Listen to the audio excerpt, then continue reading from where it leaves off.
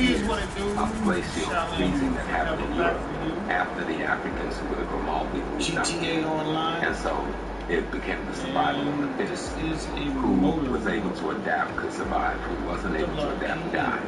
So those people who were able to get rid of the melanin was able to survive. Those who could not get rid of the melanin, they died. These scientists said that the pineal gland, they refer to the pineal gland as a vestigial organ. That is a calcified gland within the body that serves no purpose. As if the creator would create something that you didn't need. And it was only after the Vietnam War, in the late 60s and early 70s, that they began to rewrite the interpretation of the pineal gland. The reason for that was that a large number of African Americans fought and died in the Vietnam War. And whenever a soldier dies, there's an autopsy that's performed before their body is sent back to Dover Air Force Base. And what they discovered, what these physicians discovered, is that when they performed the autopsy, the 75 to 80% of the African American soldiers had a large functioning pineal gland. The pineal gland is normally about the size of your thumb. So it was not a vestigial organ in 70 to 80% of African Americans, but it is a calcified organ in 75 to 80% of people with European ancestry. So they began to reevaluate the pineal gland. They began to reevaluate melanin. I think if you talk to Dr. Weldon, she'll tell you this is about genetic annihilation or genetic survival. Okay? It's about genetics. Who will survive America? Who will survive the world? Whose genetics will hold up? What is going to be the genetic or the genotype that's on the planet 1,000 years from now? Will it be white? Will it be brown? Will it be black? And so you find that the elements of the human family that find themselves suffering from the ecology that we're in, they're struggling to survive and be able to maintain themselves. All nations, European nations and America, white Americans, are at minus birth rate right now.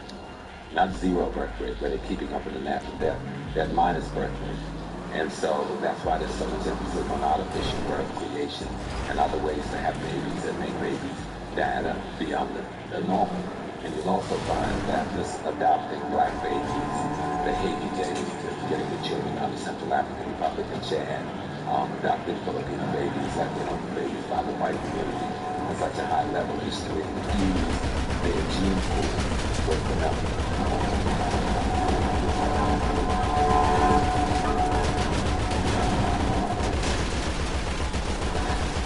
A few years ago, the president of Chad, a man by the name of Idris Deby, he had a group of French charity workers arrested after it was found out that they were kidnapping children from that area. Now, Deby accused them of stealing the children from their parents and planning to sell the children to pedophile rings up in Europe. He also accused them of possibly planning to kill the children to sell their organs. Now, this is the president of Chad saying this. And this was a big scandal with the Chadian government and the French government. So we need to understand everything that's going on with people going into Africa trying to get these children about it.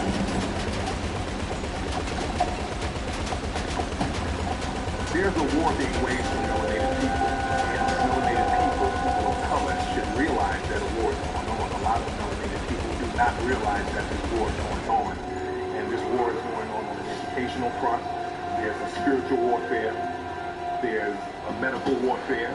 There's a prison industrial warfare, and there's an economic warfare being imposed on people of color, especially in America.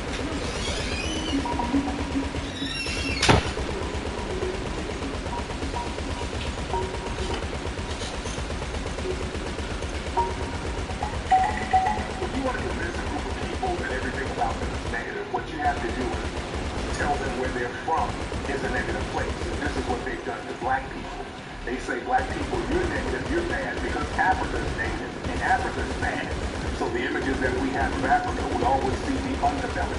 We always see the propaganda. We always see the warfare, but they never show the other side. One of the things that I discovered about conscious people is that most conscious people have had their ancestral memory. And they only know what missionaries or enslavers have taught them. And usually it's names. There is good, there is bad, there is advancement, and there is a lack of advancement in all cultures.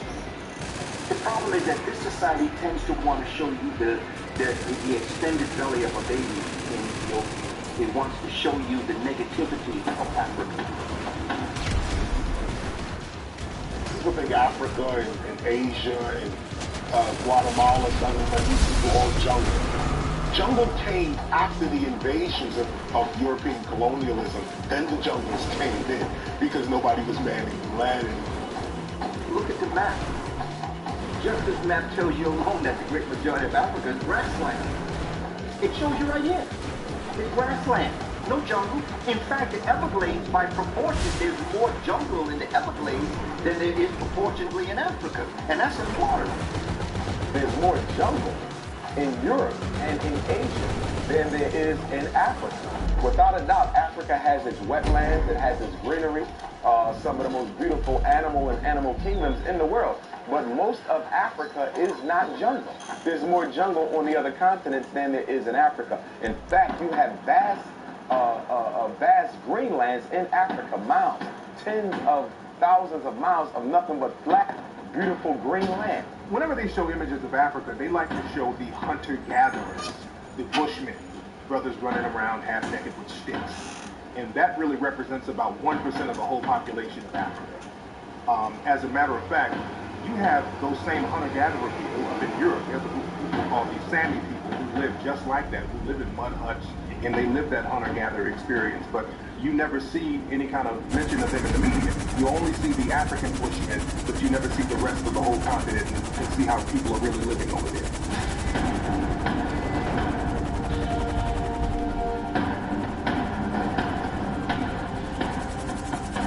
Whenever you look at old Tarzan movies, old cartoons from back in the 1920s and 30s, they would always show the cannibalistic African person dancing around in the jungle with a big pot, putting in missionaries, cooking them and eating them. And that's a major myth about Africa because there's no evidence of any kind of cannibalism going on in Africa. There is no evidence of cannibalism in Africa. In fact, if you read a book called Man-Eater, there's more references to Europeans eating each other in the cold than there is Africans eating each other in the warm.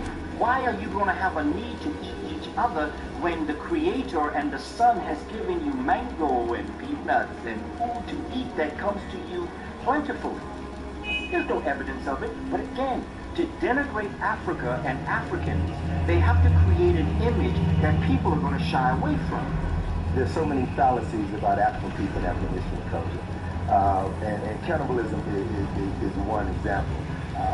Based on my study, I found more evidence of cannibalism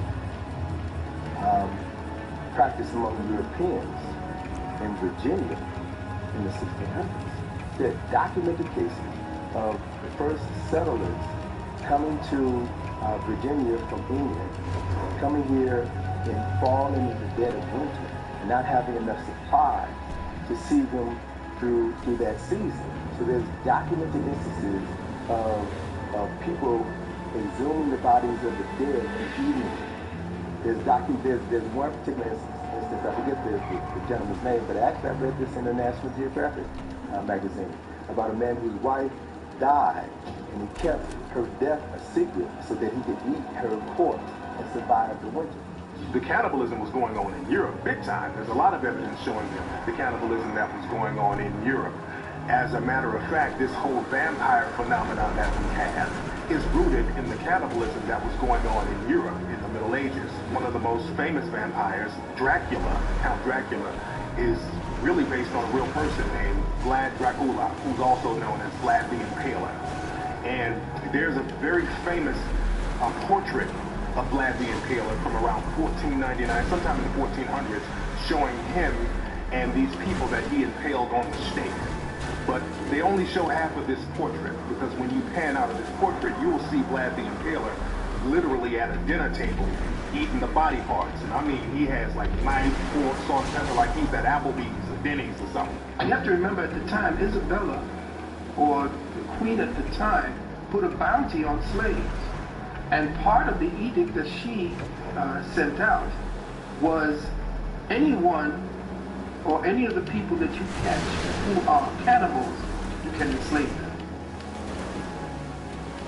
So now everybody would say, okay, they were cannibals. Another myth about Africa is that it's extremely violent. Whenever we see anything about Africa, especially movies and the news, we always see the African warlord.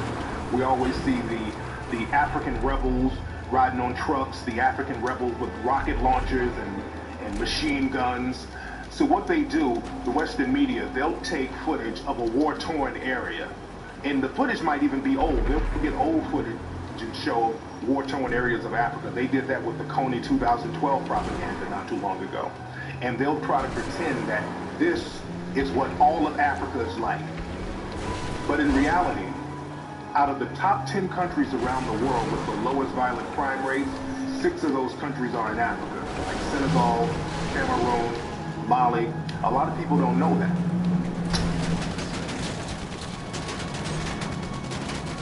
In an attempt for Western powers and European historians to distance Africa from Egypt, because they try to pretend that Egypt and the rest of Africa is totally different.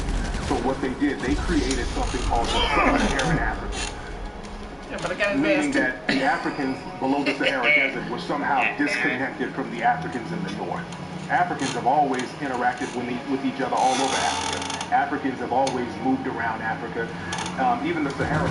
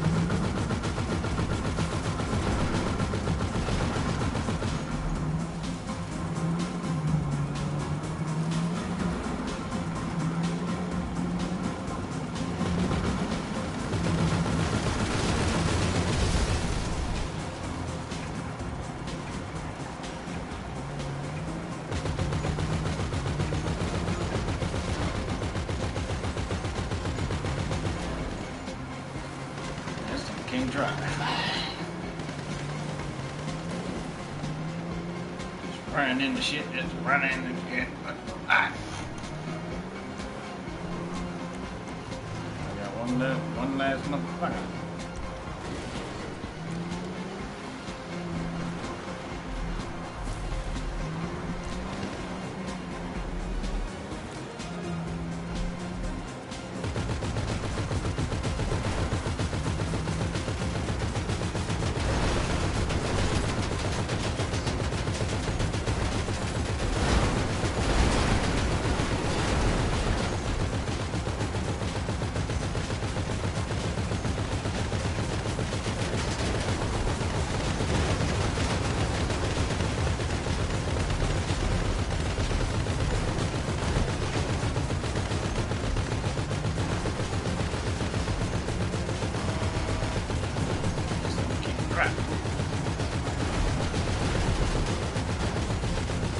Shoot that motherfucker! Shoot it! Shoot that motherfucker! Shoot it!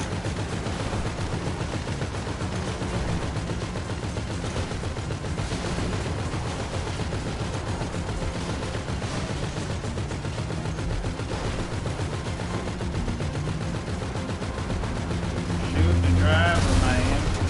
There you go. That's fine. Kept shooting. Always a desert, number one.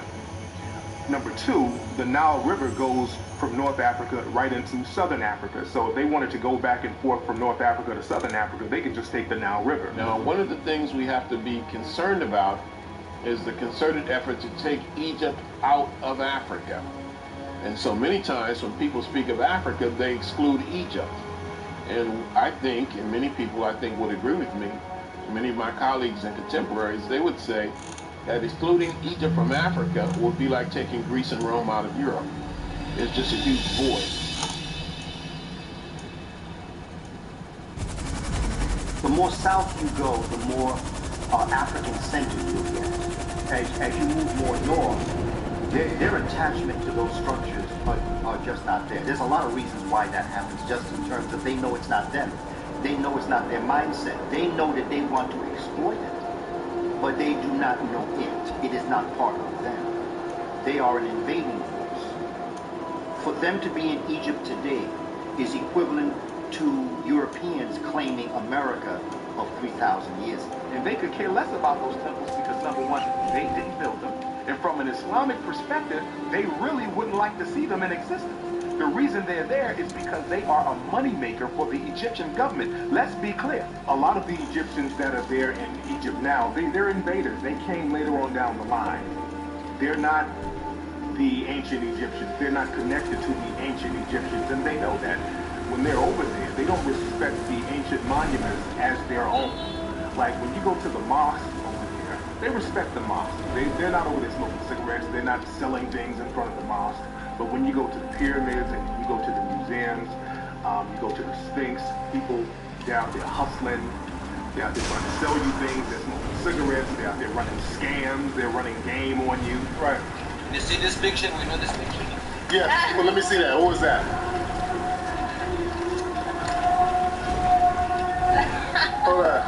Mr. Obama. That's Barack Obama? Obama was my father. Barack Obama was your father? Yeah, in the Panorama Place. When the white scientists go into the temples of Kemet to excavate and clean up the walls and temples and make them visitable and inhabitable, they are changing the color of the actual paintings of the Africans on the wall. There was an entire report that came out how the scientific excavators in the temples of Kemet were lightening up the images on the wall, the metal nature. So you have black images, and they're using chemicals that actually turn the black image tan. Professor Smalls told me when he went to study over there, he said the reason why we over here in the West are so caught up with ancient Kemet is because the seeds of Kemet, after Kemet was destroyed, all were driven to the south and to the west of Africa. And during the time of the slave trade, the strangers were the ones that they gave up first. So the people who actually are the ones that were brought over here were the remnants from ancient Kemet.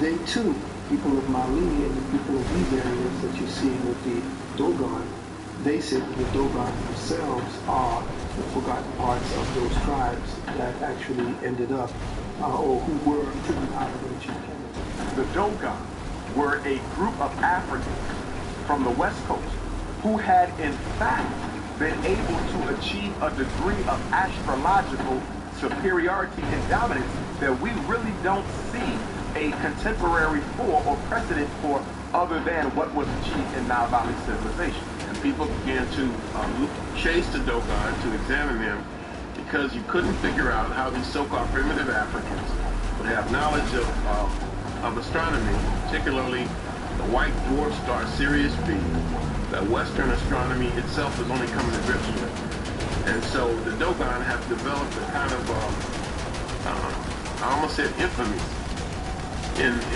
the world. In fact, there's even a book called The Sirius Mystery, and it's about how the Dogon, these primitive Africans, can have knowledge of the star system that's invisible to the naked eye. So the Dogon are black people in Mali with an astronomical lore. Whenever we see people in Africa, we always see the AIDS-infested African babies, the African people. But what they do not talk about is the AIDS that's going on in Europe. Most people don't know that. Most of the new AIDS cases today are not in Africa. Most of the new AIDS cases today are coming out of Eastern Europe, out of Russia, Ukraine. There's a AIDS epidemic over there in that area, but you never hear about it in the media. Nations are invaded at the end of their power. If you look at all of the great nations that rose, when nations are invaded, the nation itself is sick already. Only dying nations are invaded. Nations act like animals to each other. If the state is strong, which means it is in a constant state of war, it is continuously fending off what it doesn't want. Not more always shooting and killing. Commerce wars, trade wars, competitions, even sports. The state is always in a constant push off, and let in. We want this acquisition. We want that. We want that. We're going to take that. Give and take. When another state starts to get weak because its people are unskilled, becomes ignorant, betray the king or queen or the ruling class, Get back in. or the ruling class becomes tyrant, people can't control the people anymore, and you lose the resources. Just your state starts to deteriorate.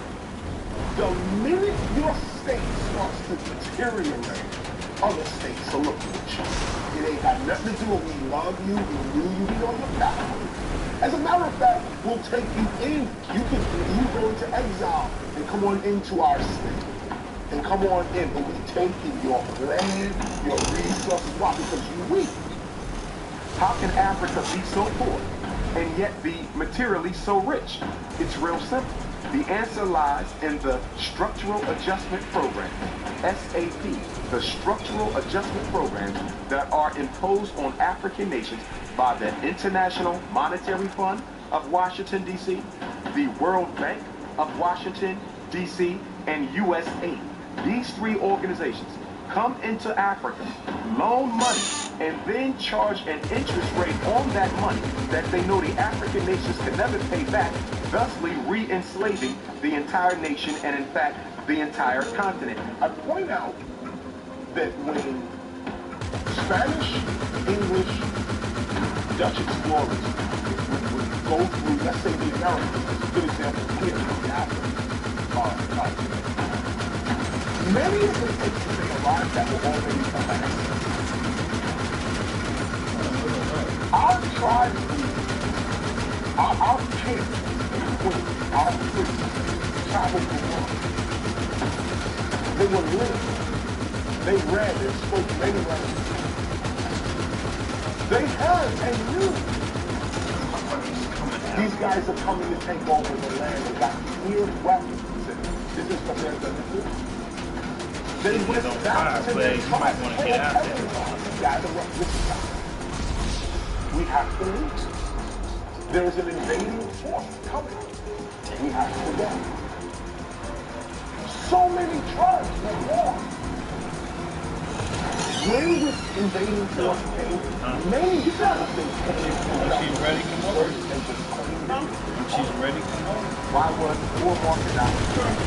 Muammar Gaddafi was hurt because he, along with the other African states, were about to switch Africa's first central bank.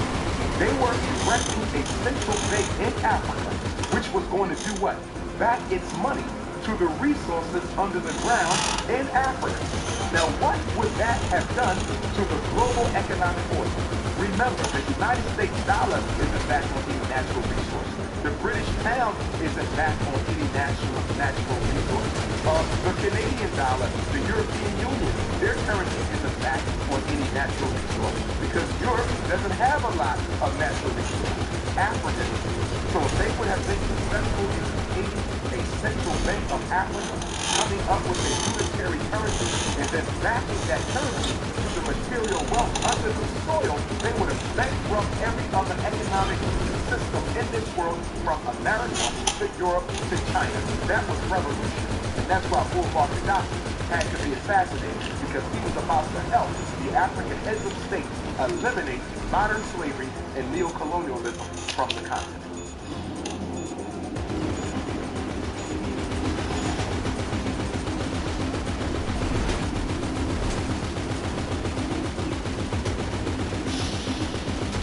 One of the things you find is that European culture began to take off after first civilization was complete.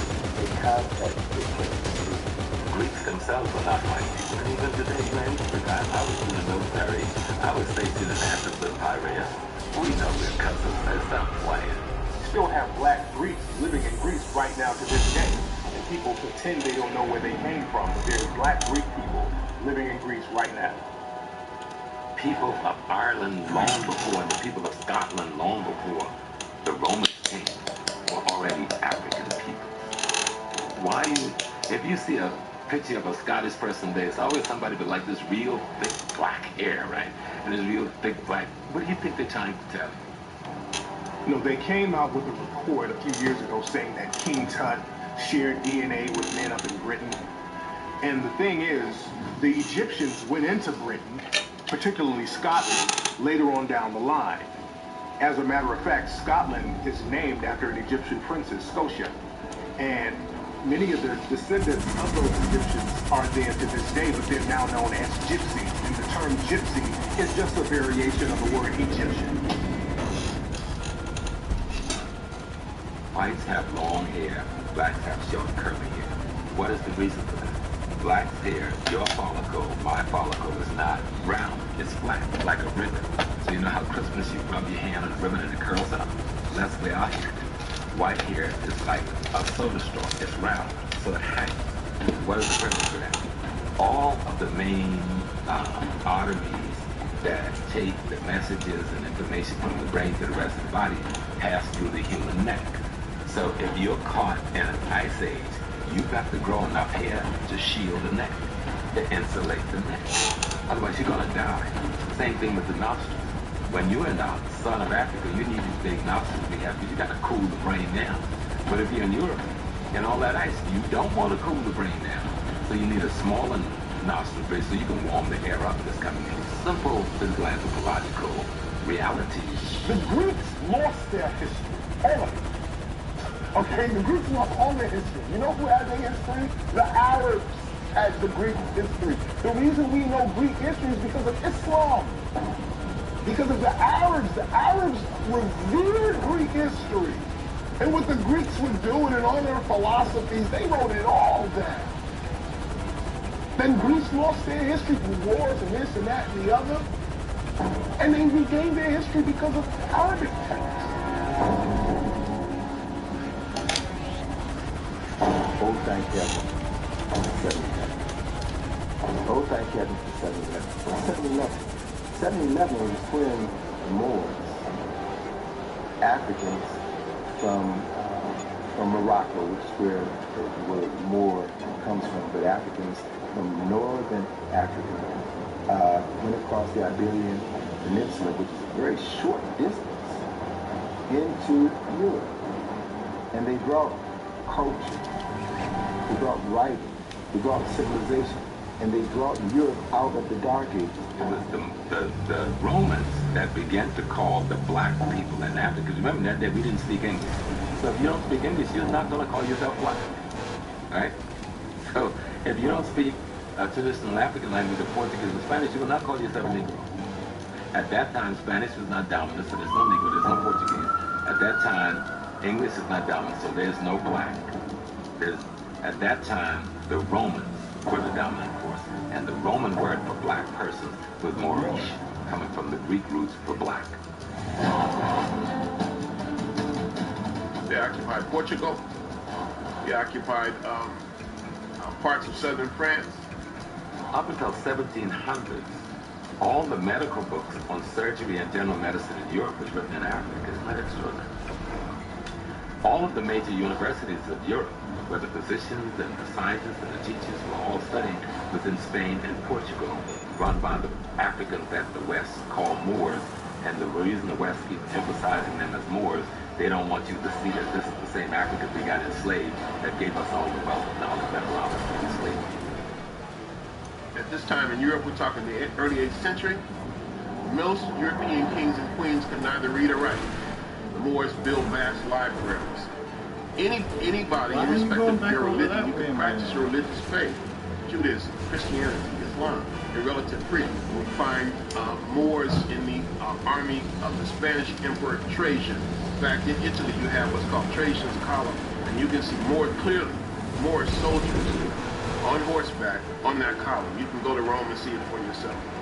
You have at least one emperor in Rome of Moorish ancestry. His name is Macrinus. He's specifically described as a Moor. You have other high-ranking Moors in the Roman army. The Moors were known for building castles all throughout Europe, and some of those same castles can actually be found around North Africa. They call them desert castles or kazirs, but they are castles all around Africa.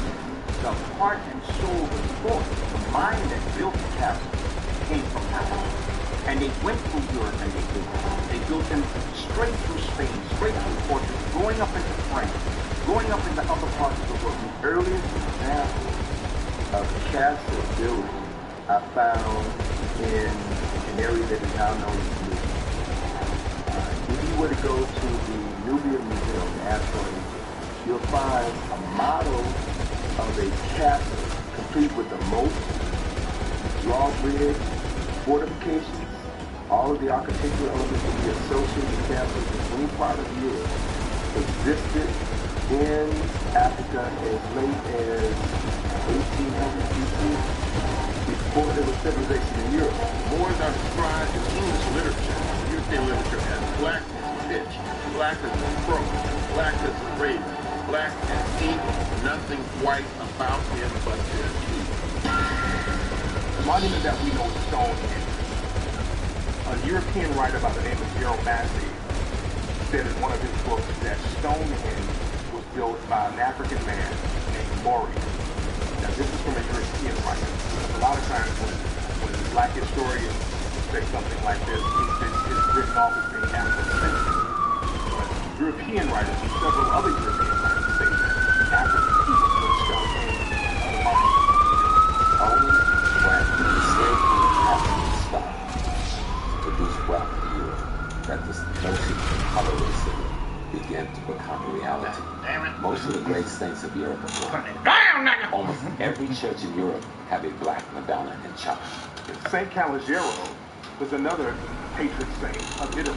He was a black man, and there's black paintings of this man all over Italy. There's paintings of Saint Calogero all over Italy and Sicily. They worship this man in Sicily. They still have statues of many Moors up in Europe today. They have a statue of Saint Benedict that was made in the 1700s.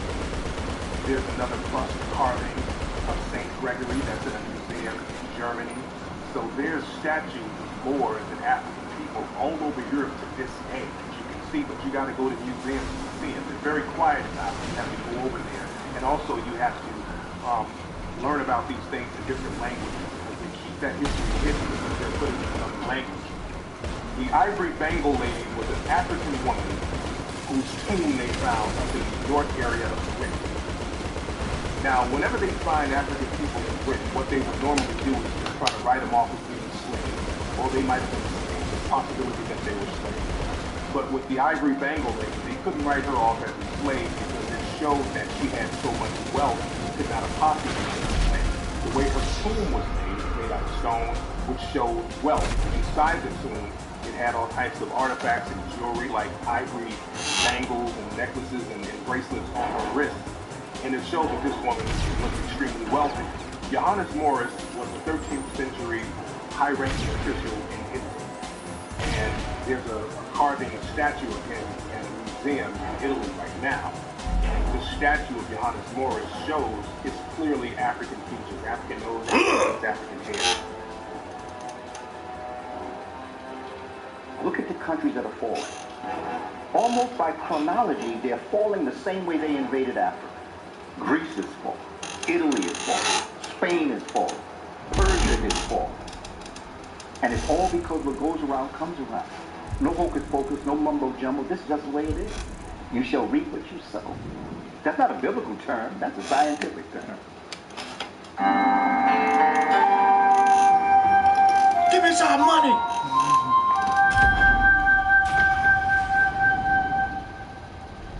When you read the European philosophers, what did they say? They often said that Africa had two great civilizations, Egypt in the north and Asia in the south. The white man said this. So they often, in ancient times, Asia was considered a part of Africa, or Africa's second civilization. They said that you go to Asia and it's nothing but a carbon copy of Africa because it was settled by the Africans. A lot of people don't know that there are pyramids all over Asia, and there are pyramids in China, in Japan. They have an underwater pyramid that a lot of people don't know about. You can go there now, and that's one of those ancient mysteries. But again, Mom, pyramids are all over the planet.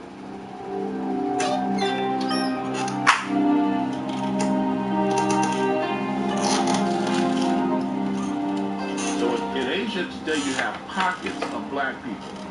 You have the Maya. You have in southern Thailand, you have a related group in northern Malaysia, sometimes called Sakai, S-E-K-A-I. You have the Andaman Islanders, and there are these two groups. One group is called the Onge, O-N-G-E, O-N-J-E, I think it's O-N-G-E, and another is called the Jawara, J-A-R-A-W-A.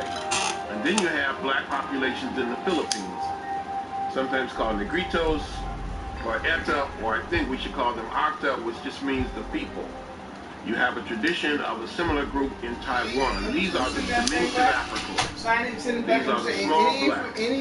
Similar information with Inkwa or so-called Pygmies in Central Africa. These are very, very ancient people who left Africa perhaps 60, 70, maybe 100,000 years ago and became isolated.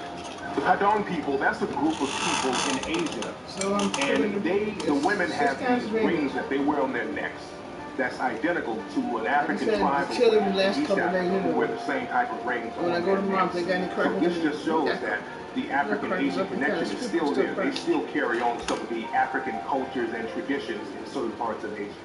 I once had a professor of mine working on my doctorate tell me that she went to Japan and they went into the mountains of Japan. Now this isn't a conscious woman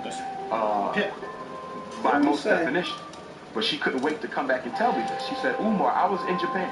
We went up into the spiritual temples of Japan and we sat down in one of the temples waiting for the priest to come out and teach us a little bit about what they believe and what they stand for. She said, Umar, they walked out of the temples and their skin was just as black as ours. They had gray afros because they were elders.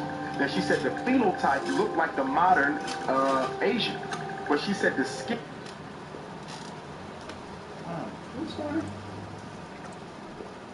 Who's this one, yours? Skin was black and they had gray afros, hair standing up on top like that.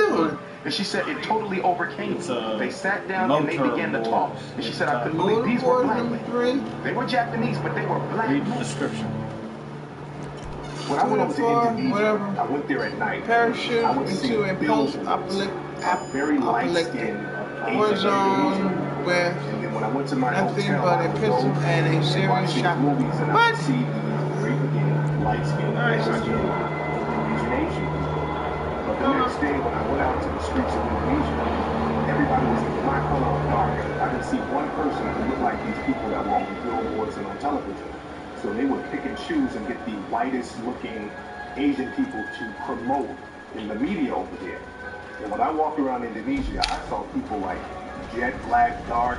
I ran into a couple of people with afros. I saw one Asian brother, full-blooded Asian guy with an afro, and I had to stop him. I said, brother, where are you from? The brother was like, I'm from here, right here in Indonesia. So that African presence, that African phenotype is still throughout Asia to this day. Look at the Buddha's hair. That's not tea. No Chinese person's not hair tea. looks like that. What's not tea? Not tea. The Buddha has Not tea. Like your hair with the Every necks. time you see that Buddha's hair, there's nothing. Yeah, and your hair can do the Just a booty. thought. There's a painting called the Nambam painting of the Portuguese when they first go over to Japan. When you look at this painting, the painting was made in around sometime in the 1500s, and it was the first eyewitness account of what they saw.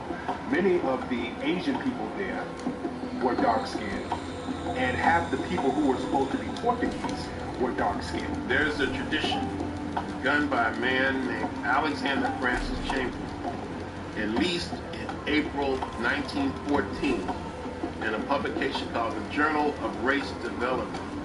And I can quote him almost exactly. And he says, and even in far-off Japan, we can find traces of the ancient Negro. But when the Japanese armies in the 8th century, now here I'm paraphrasing, when the Japanese armies in the 8th century were fighting their traditional enemy, the Ainu, they were led by a famous Negro general named Sakanoye Tomomiraro. And this man became the first shogun in Japanese history. That's where they got that statue. Also in Malaysia, when I went down to Malaysia, I went into the rainforest over there. And it's very difficult to get over to some of these spots. Some of these people there are very secluded. And because they're secluded, they were able to avoid many natural disasters, and they were also able to avoid invasions. So they didn't mix in with some of the invading forces, so they kept their same African phenotype. And if you go to Malaysia, there's a tribe called the Batek tribe, and they look like an African tribe. If you go there, they have woolly hair, African nose, lips, everything about these people looks like an African tribe.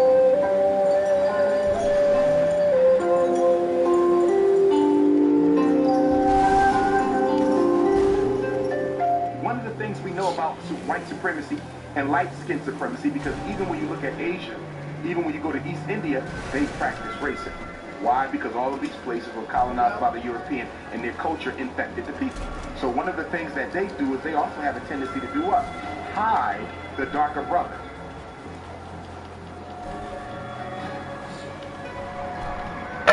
As a matter of fact, there was an incident that happened with Miss Fiji.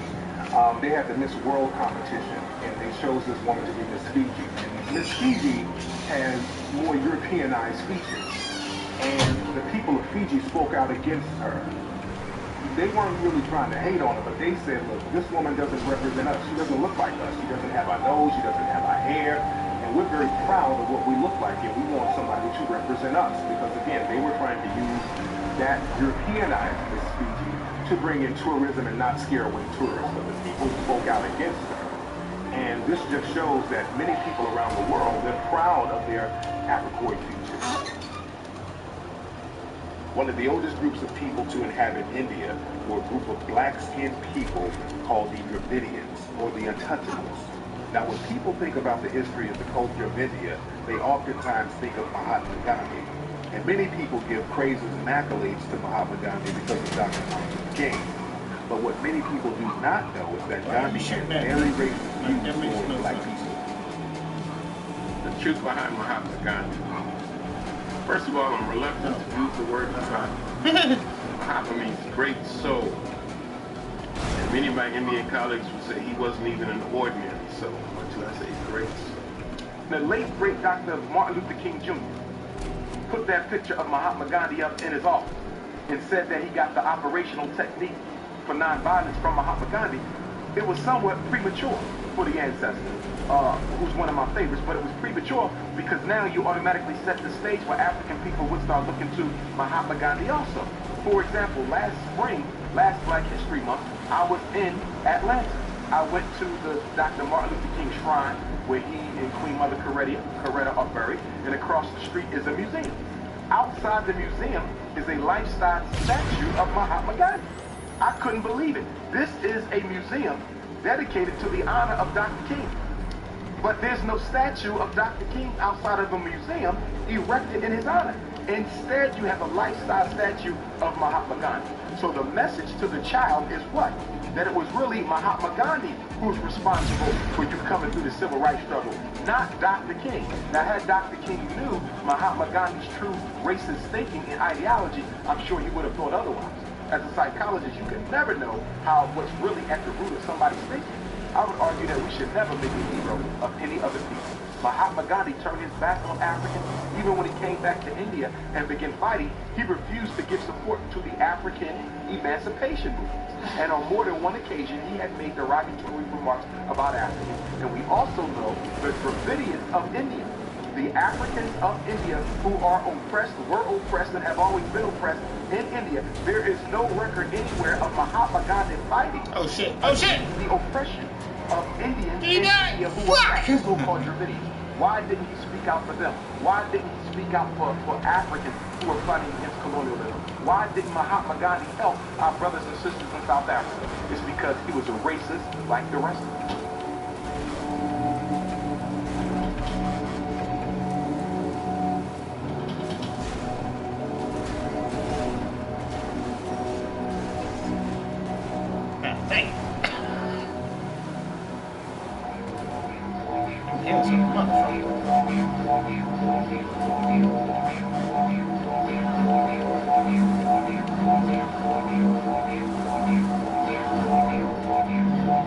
First of all, Australia itself is the world's second smallest continent, second only after Antarctica. It's the smallest inhabited continent. The name Australia means Great South Land. And the first people of Australia were the people we call Aboriginal Australians, commonly called blackfellas. And of course you have different names, the Koori, Woori, the Noongar, and various names. The people of Australia, originally Australia was an African land. In fact, in European documentation, they considered it an African satellite. When the British came into Australia and began the mass extermination of African people, they were crystal clear who they were exterminating because they said it. And also we know that right off the coast of Australia was an island called Tasmania, a little island off the coast of Tasmania. There are no living Tasmanians in existence right now. You can't find a Tasmanian man, woman, or child because the British systematically exterminated the entire population. Shit, I'm off my game tonight. It wasn't until January 1967 that Aboriginal people in Australia were considered humans for the first time. That's some sick shit. In January 1967, there was a national referendum to decide Aboriginal Australians should have Australian citizenship. Up to that point, they were officially, you can document this, classified as flora and fauna and plants and animals. That's sick. In Australia, they would literally breed out the melanin of the people. You know, they would have these, they would take the children and take them to breeding camps and breeding farms and breed the darker ones and the mulatto ones with white, and they would literally breed the melanin out of these people. Don't die, don't die, don't die, don't die, don't die, don't die. Get out, get out. The movie Rabbit Proof Fence is about that breeding process, them breeding out the melanin of the Aboriginal people. So it's very deep what was going on over there.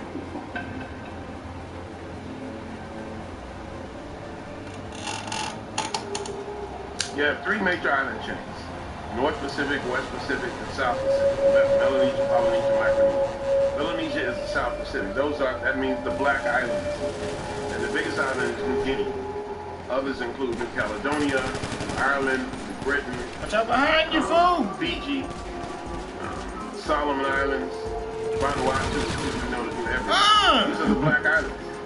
And the people that I've encountered in this part of the world tend to say they come from Africa.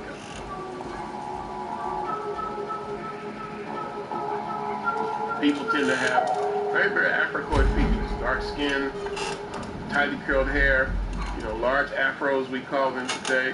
Many of them say they come from Africa, especially in Fiji. And also in Buka Island. And I ask people, where do you come from? We come from Africa. And they're very matter-of-fact about it. Buka, B-U-K, means black skin. And they have the reputation of being the blackest human beings on earth. So quite naturally, that was where I wanted to lay my head.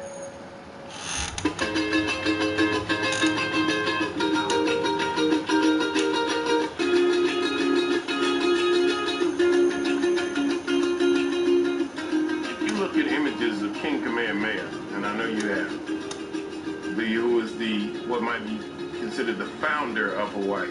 It's like the founding father of Hawaii. Clearly Africa.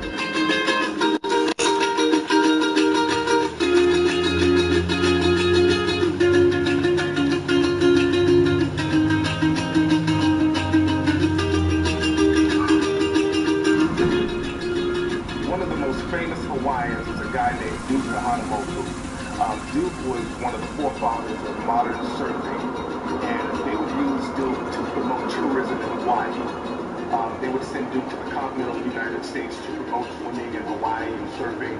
And Duke had problems getting into swimming areas when he came to the continental U.S. because people thought that he was black because he was so dark. And many of the native Hawaiians, they have that dark African phenotype. If you go to places like Maui and some of the remote areas of Hawaii, they look like black people, just like Samoans. You go to Samoa, they look like black people over here in America.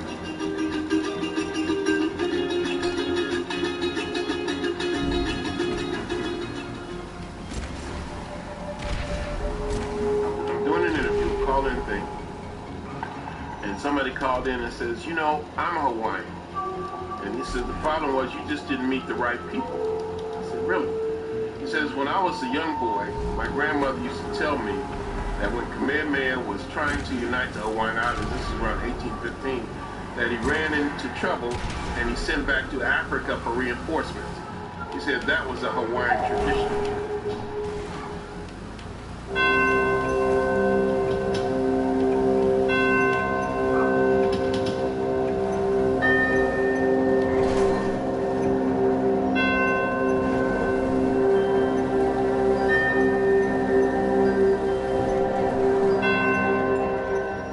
African people, they've been coming to the Americas for years, thousands of years before Europeans. And this is why many Europeans knew how to give it over to the Americans based on maps that African people left for centuries. We wear the gene pool of the Native American population. We wear the gene pool of the African, which is called Moors, who had preceded Columbus to this country. And we wear the gene pool of those Africans who came from the continent. And so we felt that this land, and I do now still feel this land is ours. I'm an African American. Africa is my race. America is my geopolitical place. I'm not surrendering that to anybody. One of the things we know is there are Europeans who wrote books about the African presence in America before Columbus. But it's difficult to actually get your hands on some of the copies of these books. They're real hard to find because it wasn't popular for white folk or black folk, but especially white scientists to say that African folk, that Moorish people were in America prior to the European coming here. There are three belts that leave the coast of Africa.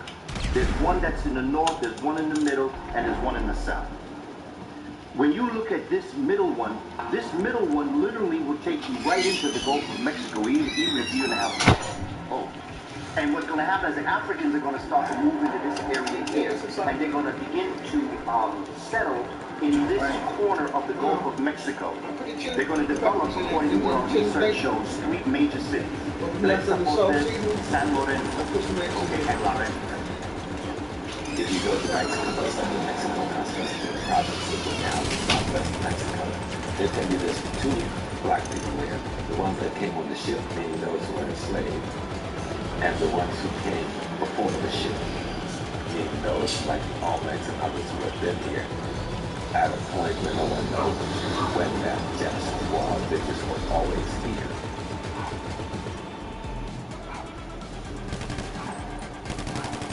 The ultimate problem was the European scientists, after finding it, it was found by a little farmer who was clearing Good shit.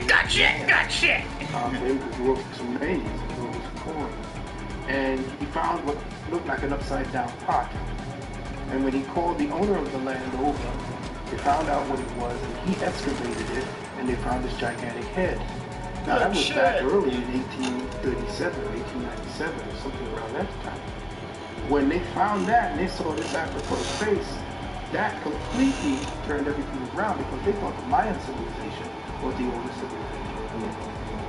Now, when they found that the Mayan civilization was not the oldest civilization, and that Africans, all through the histories, were supposedly brought here as slaves, they did not want to fess up and change their whole curriculum to state that there was an African civilization in the Americas some 5,000 to 10,000 years ago. The other part of it is that during the Reconstruction period after the Civil War, the Vatican put out an edict very quietly that all Western books and academia had to first be passed through the Vatican censor. So the Vatican said that any evidence of black history here had to be taken off of the history.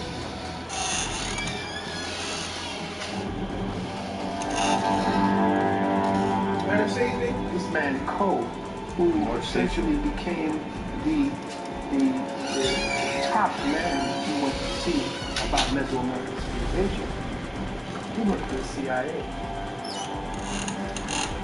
When I was down there in Mexico, I saw one Olmec statue. It was very interesting to me. It had the face of an African person. And the name of the statue was actually called Monkey Looking in the Sky. And what they would do, they would try to pretend that a lot of these statues were actually animals. Like the Olmec heads, they would try to say that they were jaguars and they were aliens from outer space. The European archaeologists would try to make up anything to say that they were not black.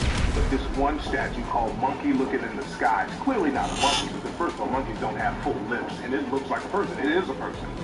And this just goes to show the depths that these archaeologists will go to deny the African history. One of the earliest groups that I can find archaeologically would be the Folsom people, Folsom. That's why when you go out and look at the map, you find various areas that call the Folsom areas, Folsom, Arizona, Folsom, Nevada. Most of you go out and New Mexico, find Folsom prison. And you find one in one of the biggest archaeological and oldest digs in America.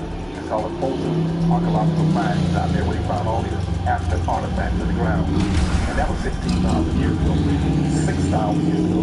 Ancient in the mind.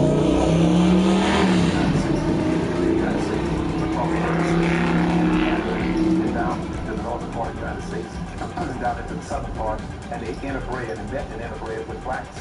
Those Folsom people. And otherwise, that's why American Indians never had slant eyes and would never yellow skin. They had round eyes and brown skin and red skin. All over the country of Costa Rica, you have these little African-like statues just all over the place. And when you go to the museum, you see these African artifacts, African-style gold. A lot of monuments and artifacts that resemble monuments and artifacts from West Africa. You have one part of the Mississippi River go one way, the other part goes the other way. In the Y of that split, you have a place that Native Americans call Cahokia. Today it's called Collinsville, Illinois.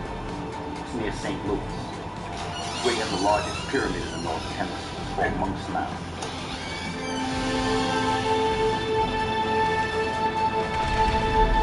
Better? Let's look at pictures from the 1900s and beyond. Most of the Native American people were very dark-skinned. Sometimes they were very jet black. But most Native American people before 1900, if you look at photos of them, they're extremely dark-skinned people, especially on the West Coast, like in California. The California Indians were very dark-skinned. The Indians that were around the Minnesota, Milwaukee area that we know as Milwaukee and Minnesota now, they were very dark-skinned people. The Native Americans on the East Coast were very dark-skinned people.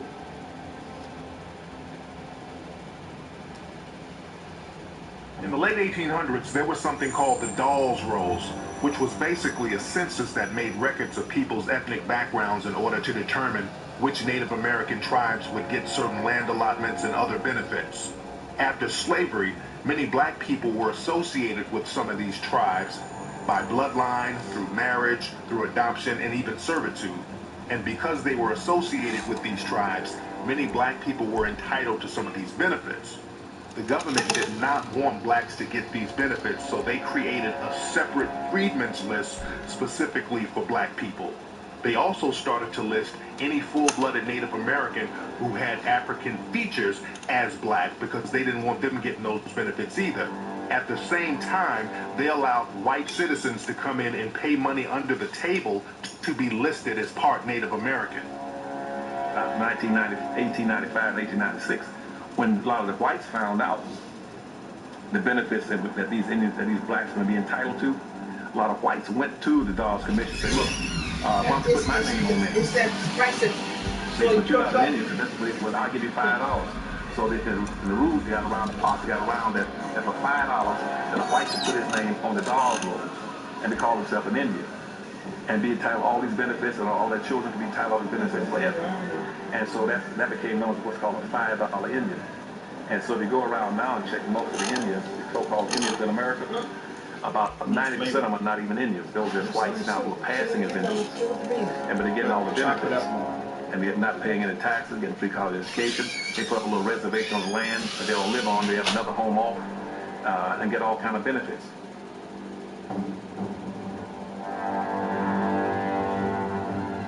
Iron Eyes Cody was another famous Native American person. He was in the media for years. In the 1970s, they utilized him for this pollution commercial. He was known as the Crying Indian. So he was a very well-known Native American in American culture. But the reality is, Iron Eyes Cody wasn't Native American at all. He was Sicilian. Both of his parents were from Sicily. So he didn't have one drop of Native American blood in him. He was another fake Indian.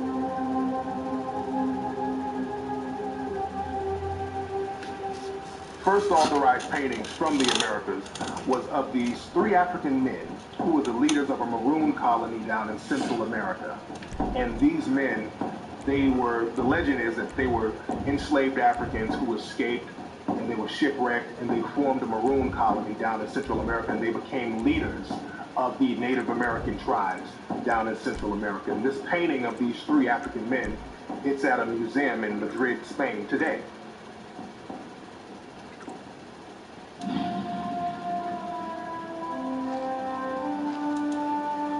Boukman, Haitian Revolution, the original revolutionary, because he was turned in the night of the revolution. That's when Toussaint Louverture took over. The book Irritated Genie, we need to rename Boukman.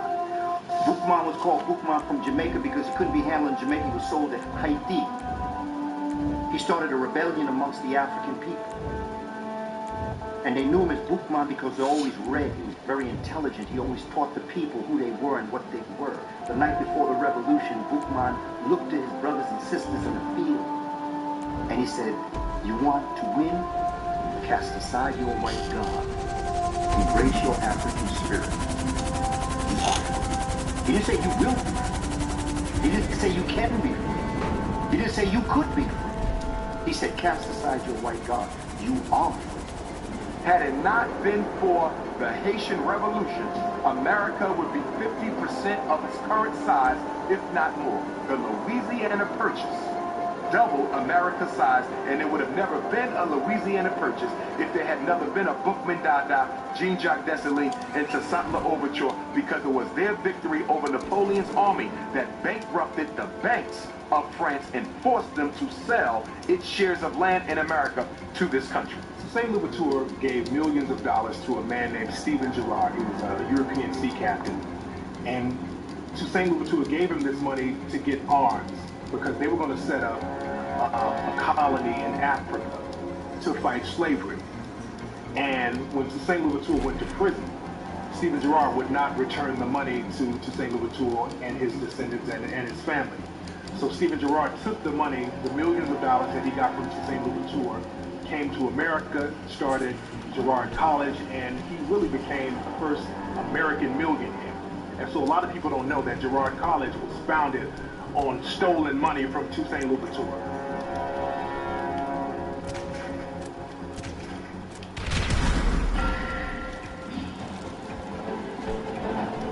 Down in Peru, they found the mummified body of a Peruvian who was sacrificed about 500 years ago.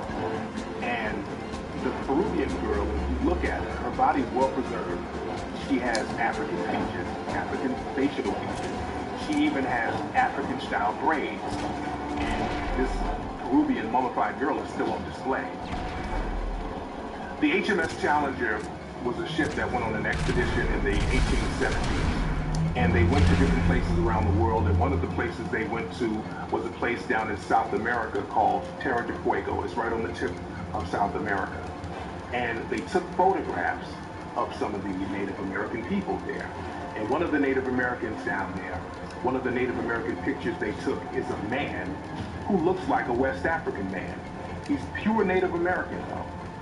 And this picture of this Native American man who looks like a West African, this photograph is at the London Museum to this day. So this just goes to show many African-looking people were already over here.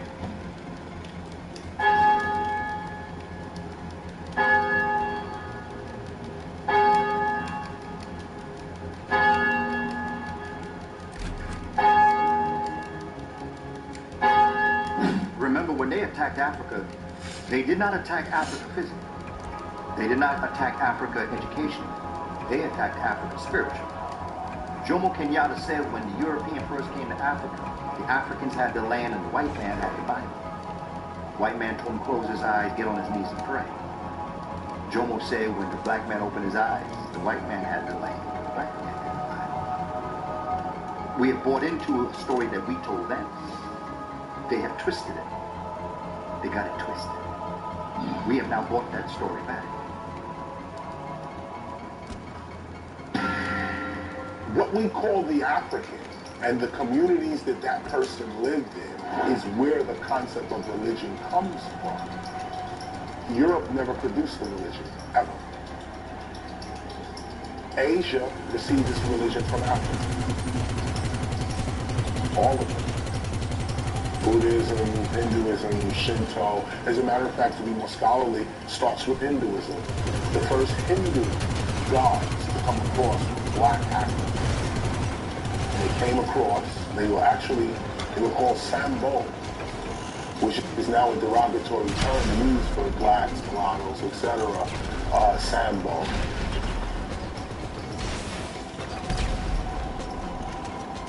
I said Judaism, Christianity, and Islam are merely fragments from the periphery of the African spiritual system that you call voodoo. You can't even go there with that. I can go there with that. And I can take on any theologian that you got, bring them down, and I'll show you. Give me your 12 tribes, give me your 12 disciples, give me your 99 pearls of faith of Islam, and I'll show you those are nothing but sets of qualities and attributes, and I can juxtapose them in a perpendicular line beside the Orishas of the Yoruba, beside the Loas of the Voodoo, beside the Netjas of Egypt, and show you we're talking about the same system. Jesus is a name which did not come into existence in the English form until the 1600s. The letter J was not invented until the 1600s. Let me say this again. The letter J was not invented until the 1600s. So the reality is Jesus is not the name of that person. His name is an Amharic name, Yeshua. 1482, Leonardo da Vinci was commissioned to paint a painting of Christ and the 12 disciples. This was 1482, 10 years before Columbus set sail, because that painting would be the greatest weapon used in colonialism, and still is right now, because many black people around the world still have that original Last Supper. And so when Leonardo was asked to paint that picture, he got his uncle to actually sit in, and this is an historic record. He got his uncle to sit in and pose as Christ, and he got 12 criminals from a local jail who happened to be available to sit in as the 12 disciples.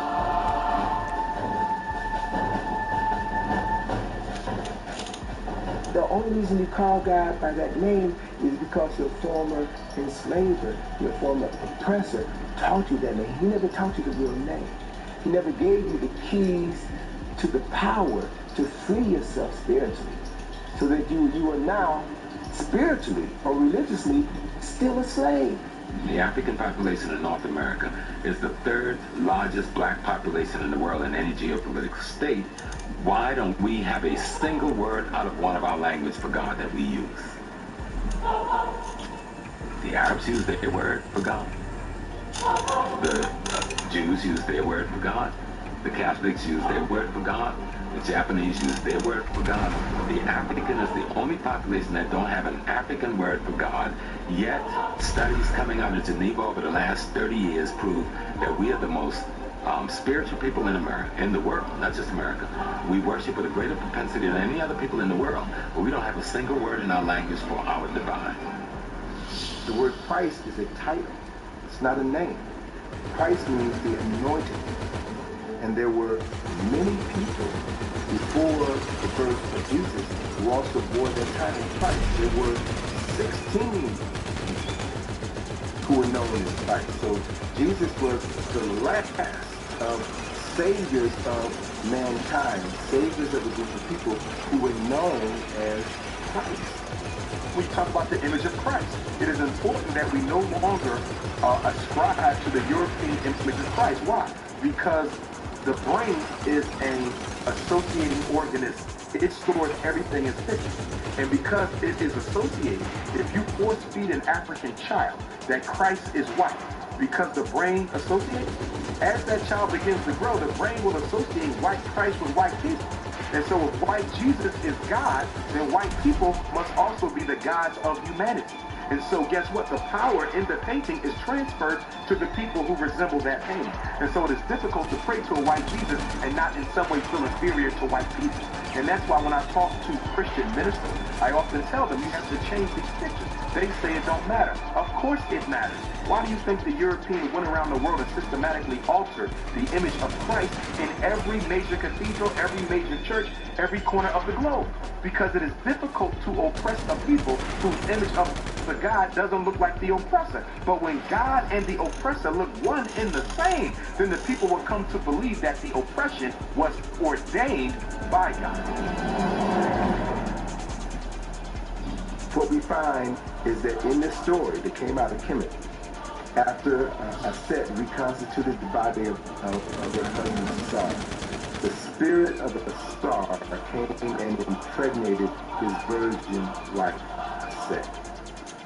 And then 9 months later, the virgin of Set gave birth to her son, Heru. And Heru was born 4,000 years ago on December 25th. Give me that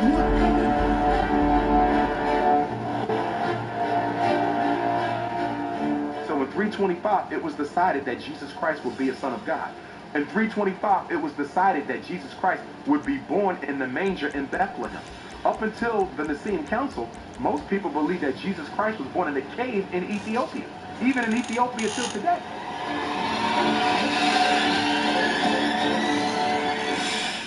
Christmas was not celebrated in December 25th for hundreds of years. It was celebrated in August. They moved it to December 25th because that's the Egyptian celebration of the birth of the son of the sun. Talk about Heru and the sun.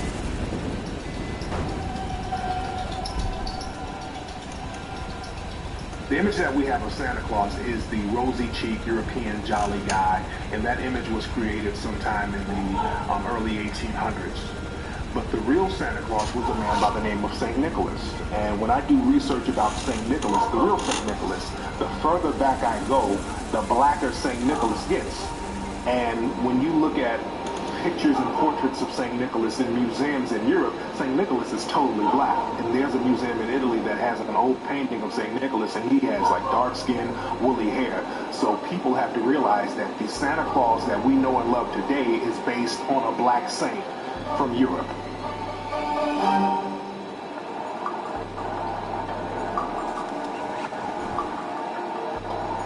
The Council of Nicaea was an effort by Constantine to control the people through military and through religion. Whoever can control your concept of God has a weapon more powerful than any physical weapon, than any sword, any gun, any atomic weapon. Whoever controls how you relate to the unseen presence of God will not only control you, but can control your children, and your children's children. So it was at the Council of Nicaea that the Constantine, this emperor, needed to find a way to consolidate his power, because the people that he conquered in various parts of the world had different religions, different ideologies. And it was at Nicaea where he brought together these theologians, these scholars, if you will, to hammer out one uniform theology that everyone would follow. And if Constantine could convince people to take Jesus as God on earth and change that he was a human being, then they could take over the control of the Catholic Church and make one. So they invited. And one of the priests was an African known as Arius. Bishop Arius. There's a book called Blacks Who Died for Jesus by Mark Hyden. Gives the story of Arius. Arius now gets word that Constantine knows Arius is coming to dispute this. Because he's saying, how are you going to tell people this? Nobody's going to believe that stuff. That's Immaculate Conception. Come on, you know, that's written on the walls of Egypt. That's a mythology. That's an analogy. You're not supposed to believe that story. That's a nice story to live by. And each and every one of us has Jesus within us, and every birth is an Immaculate Conception. But there was no one boy born as the Son of God to free. Come on, you can't. Constantine said, look, come on over here. Now, see, I'm going to talk to you. He found out that he was going to be assassinated. So he fled into Europe with his followers. Arius and his followers became known as the Aryans. Wouldn't Hitler have a heart attack if he knew who the real Aryans were? They were a bunch of black folk. Everybody who was worshiping ISIS and dealing with mostly Kemetic religious philosophy, they said, we can't do this. This is ridiculous. This reminds me, there's no man called Jesus Christ. We ain't never heard of him. Well, Jesus Christ will take Essus, which was the sun god in the West, and we'll take Christos, which was the sun god in the East, and we'll put them together. We'll have a name. And so what did he do? A man named Apollonius of Tyana, at that time, who had studied philosophy in Kemet, was teaching. He was a healer, working miracles. He was a hero at that time. So he became the template for Jesus Christ. The first slave ship, the first ship that was used to bring Africans from the continent and transport them across the Americas was known as the good ship Jesus. And as Alex Haley said when he did his research for Roots, he said that traditionally, when Africans were loaded on the slave ships, the captain in his log would see to it that the first two people who loaded aboard those slave ships were a man and a woman, and they were recorded in the ship's log as Adam and Eve. The African priests were always smarter than the European thief. Always remember that. The thief is never smarter than the one he or she is taking from. The one he or she is taking from is a superior being. That's why you're stealing. Come out with the pistol, baby. This is the whole point to why you're taking. Mad about because that. what we got, you ain't got. And in the case of King James, I believe it was 1604 when he initiated, 1604, 1609, when he commissioned a group of 50 men to pull together all of the references, all of the biblical references in existence. And one of the men who, it is said, participated in this project was the most prolific writer of the English language at that time, a young poet by the name of William Shakespeare. William Shakespeare did work on that project, but as with many religious works that were commissioned during that era, none of the authors were allowed to put their signatures on their work. So artists, being the creative people that they are, found creative ways of putting their signatures. Psalms 46, verse 3, and Psalms 46, verse 9. 46 words from the beginning of Psalms 46 is the word shake. The 46 word from the end of Psalms 46, 9 is the word spear. Shakespeare's name. Now, if you look at other versions of the Bible, not the King James Version, but other versions of the Bible, you won't find that same correlation. Only in the King James Version. We are so far removed from the reality of our African spirituality. And until we cast aside that white God, we can't be free.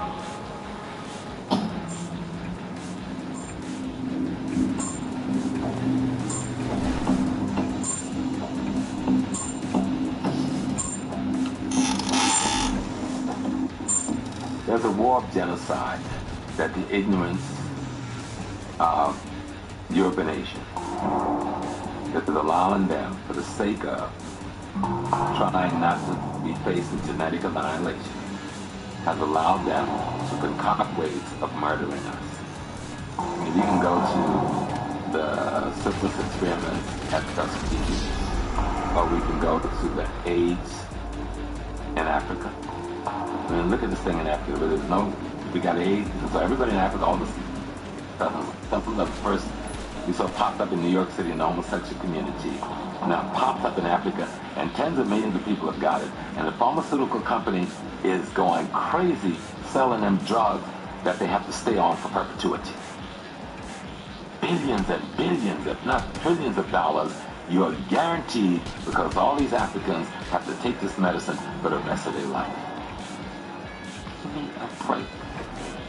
You tell me the guy who enslaved me, the guy who practiced colonialism against me, the guy who raped my mama, my sister, cut the testicles off my father, ripped me apart with horses, all of a sudden is going to come to my well-being and make me a medicine that's good for me, when his whole history is about profit and genocide at any cost, even if it meant killing his mother. And I'm not just talking about our European brothers and sisters as regards dealing with the black brothers and sisters. If you just read a book on the Inquisition and the horror and the genocide waged against European working people and the women of Europe is so horrific, it makes even the transatlantic slave trade look stale sometimes.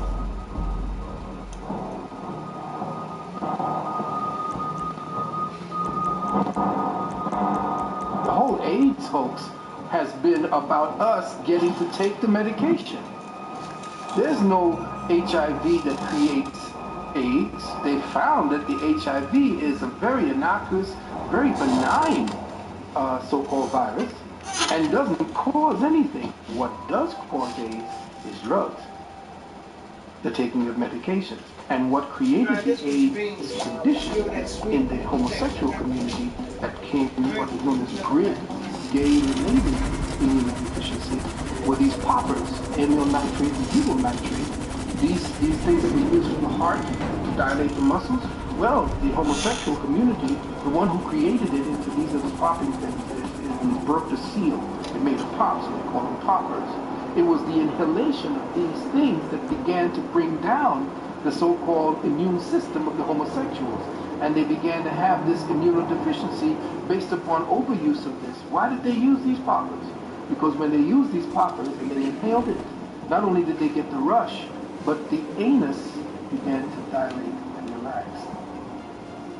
So the homosexuals were using this left and right. Thousands are being sold here in New York.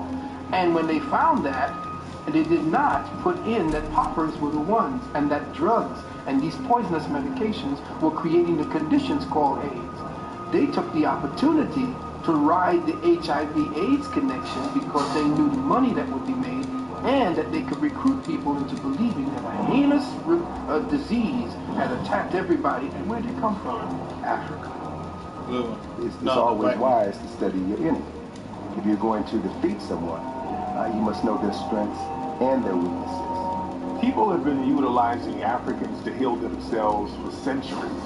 And people have been going to African shamans, African witch doctors to find cures for themselves, that Eastern medicine. So people have been going to African people to cure themselves for years. The doctor that's given credit for a lot of the internal examinations that women go through, those instruments were first tested on women who were enslaved. And I can only imagine, well, I can't even imagine. A woman could imagine. But the kind of pain that that woman was put through to test those particular iron, steel objects that would go up through their bodies. In the United States, what they would do with slave children, and this has been well documented, to cure rheumatism and to cure gout and to cure arthritis, they would place their feet on top of a slave child and just keep their feet there for hours, thinking that the child, the melanin, would draw out whatever sickness the slave masters would have. Well, we know that a lot of things have happened in our hospitals. We know that experiments was used on our people in almost every city hospital in America. Henrietta Lacks was a sister who lived in Baltimore and who had cervical cancer. And ultimately died of cervical cancer. And the doctors harvested some of her cells. And what they discovered in performing tests on her cells was that her cells were immune to specific diseases, specific cancers. So there was a quality in her cells that was resistant to disease. And they began to develop a host of vaccines and treatment modalities using the cells of this black woman, and they never told her family that they had harvested her cells, that they had made millions of dollars, tens of millions of dollars. Henrietta Lacks' own DNA and her cells are all over the world right now because they were so prolific they just kept on multiplying. That was an indication of the fact that as African peoples we hold the genetics for eternal youth.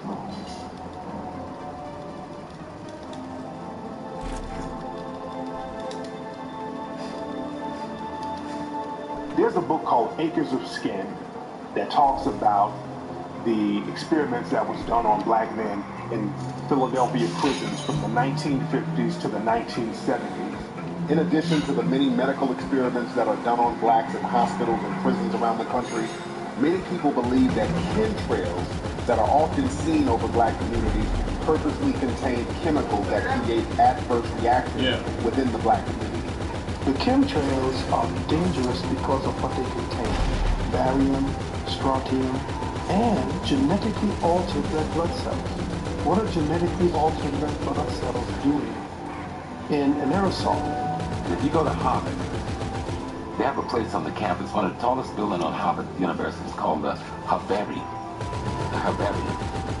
In there, every floor is dedicated to some parts of Africa and Asia, and mostly Africa, where the young scholars who are working on their PhD is sent to study the fauna and the herbs and the plants of these places, and to interview the so-called healers and witch doctors, and come back to Harvard and tell what medicine, what medicinal purposes these herbs, fauna, and plants are used for, and then they create synthetic versions of it and sell that formula to the pharmaceutical companies.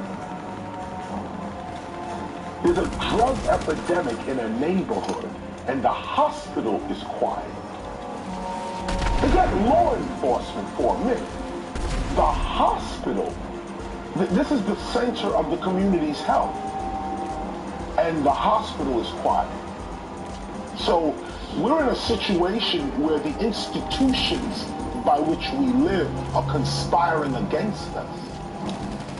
There's no such thing as an institution that is standing with its lights on and people going in and out of the institution, and you're still not receiving the service of the institutions.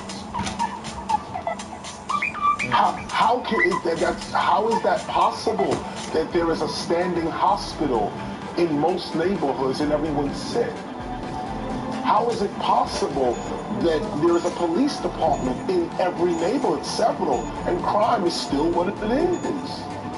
How is it possible that there is a public school and people are dumber?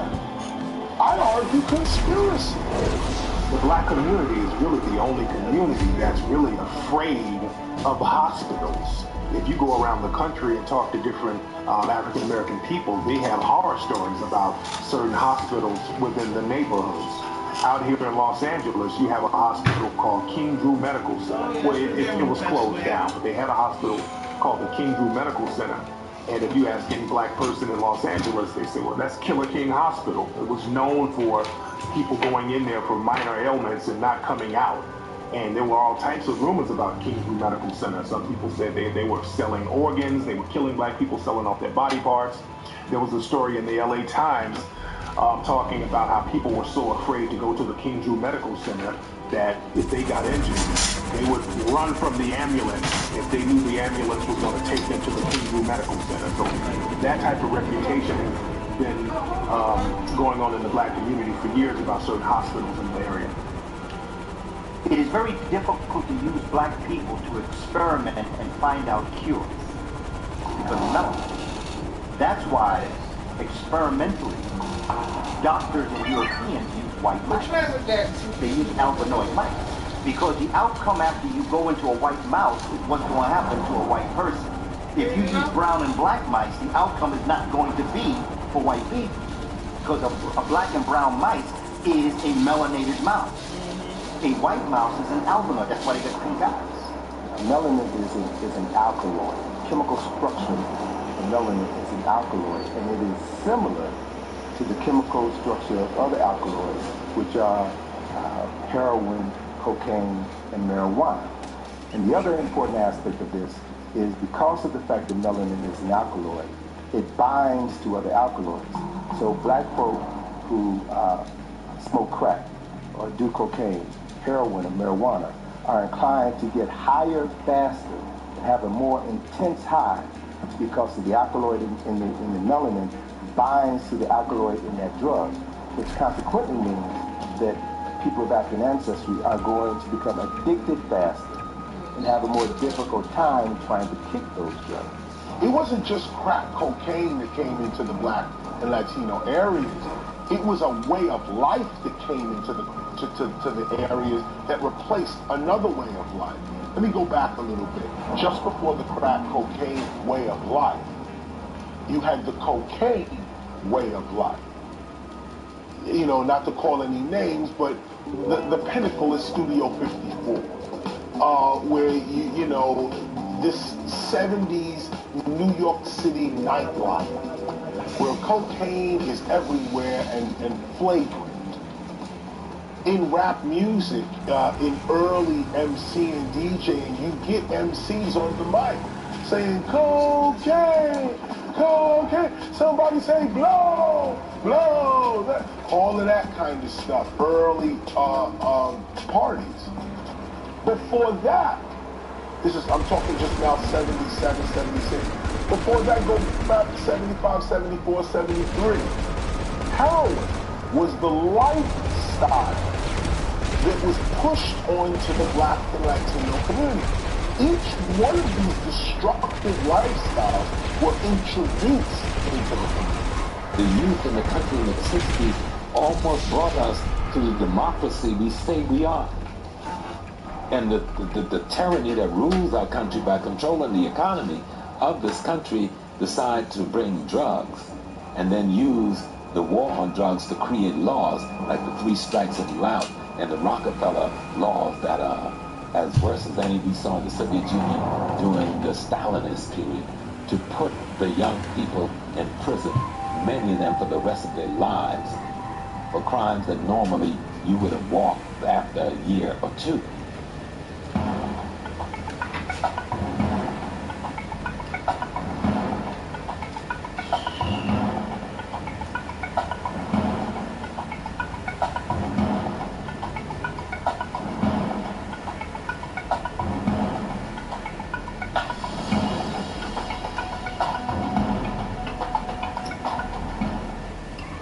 Amendment reads, slavery is abolished except when you are found guilty of a crime and go to jail.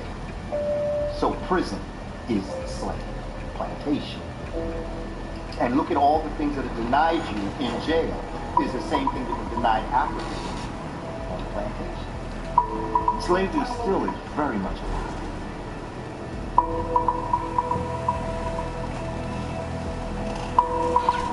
Today, there are more African-American adults under correctional control in prisoner jail on probation or parole than were enslaved in 1850, a decade before the Civil War began. Crime and crime rates did not drive mass incarceration to begin with. Incarceration rates have fluctuated over the years, gone up, gone down. Today, are actually at historical lows, but incarceration rates, especially black incarceration rates, have consistently soared regardless of whether crime is going up or going down in any given community or the nation as a whole. War on drugs, which has been a major engine of mass incarceration, has targeted poor communities of color, especially black and brown men, even though studies have consistently shown now for decades that people of color are no more likely to use or sell illegal drugs than white. Before 1964, the prison rate in America, the majority of people in prison were white people, were white guys. But the thing is, there was no need to have a strong police presence in the black community because black people were already controlled by the basic laws of the land. Black people were already controlled by Jim Crow laws, signs saying black people drink from this water fountain, black people could live in this neighborhood. So black people were just controlled, period, at that time. Now, after the Civil Rights Bill passed in 1964, this is when the police presence became very strong in the black community because the average citizen couldn't control black people like they could before then. So they came up with another strategy and had law enforcement do it. So around 1964-65, black communities were flooded with law enforcement. This is why the Black Panthers were started, because of the police brutality that had started in the black community. Prisoners themselves represent a small percentage of the population under correctional control. Like today, there's about 7.6 million people under correctional control, but only about 1.3 million are in prison of them. The rest are on probation, parole, in jail overwhelmingly for, minor non-violent offenses and drug offenses. The problem is that even if you don't get prison time, even if you're lucky enough to get just felony probation, you're saddled for the rest of your life with a felony record. And so the question is, in my view, just who's in prison? The question is, who is branded a criminal or felon and must live with that label for the rest of their lives? The people said, well, if we don't need black labor, what do we do with it? Well, we have to set up a system in the commercial system, or at least incorporate black people into the commercial system so that they make us money without having to do labor of picking cotton or picking sugar cane or whatever. We already passed that. So how do we make a more sophisticated plantation where we can keep slaves? Well, let's criminalize pretty much every damn thing that we do. There are over 1 million laws on the books now. Who needs 1 million laws? Unless you want to control people's behavior. The police presence has always been in the black community because we are prisoners of war. That's number one. The original police were created to catch slaves. They were slave catchers. There was no need to police a white society. There was no need for that in early America. There was no need for that. Police even became wild when police were always about guarding property. That's what the police are, guarding property. Their job gets stretched out to a moral responsibility and public safety and that kind of thing later on in their development.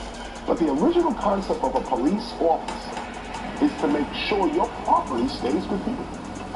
They are hired by the rich, first of all, to protect the rich's property.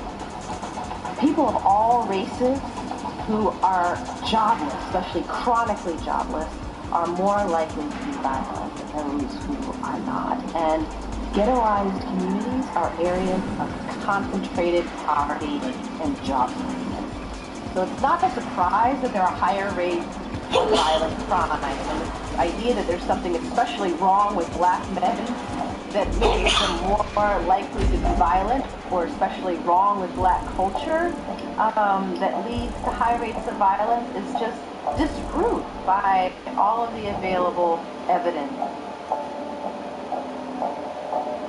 If we were to invest in education and job creation in the communities that need it most, and eradicate these high levels of joblessness, we would also see the racial disparity in violent crime disappear. A lot of people don't know the original street gangs in America were European immigrants. And the movie Gangs of New York goes into that, how these Europeans came over and they formed the first street gangs in America. And the thing is, they weren't demonized. But you wouldn't want to play the Manchurian Candidate. A wave of white crime, where white immigrants coming to the United States who are jobless and poor and engaging in high rates of crime. But the response wasn't, let's lock them all up and throw away the key. The response was, what can we do to save our young men? And they went in and invested in education and job creation and providing social services and a safety net to ensure that these young men did not slip through the cracks, and viewed them as one of us who need to be protected and saved, whereas young black men in ghettoized communities are viewed today as largely disposable. 80% of prisons are found in Republican districts because you may have a town of, let's say, 20,000 people. Let's say you have 20,000 prisoners in the prison in your community. When it's time to be taxed, when it's time to get money from the government, you have 40,000 people. And even though those other 20,000 never get money that are in prison, they're accounted for in your population.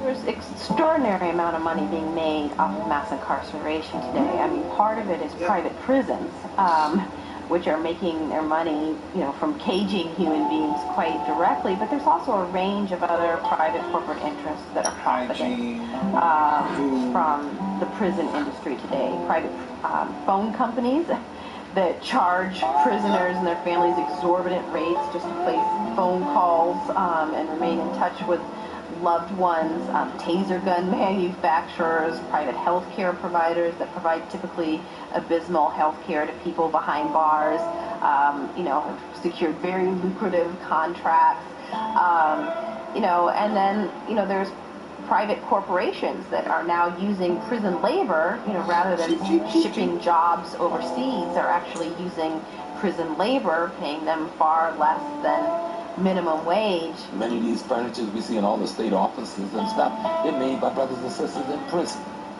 They try to make it seem like it's just license plate. It's a lot more than that.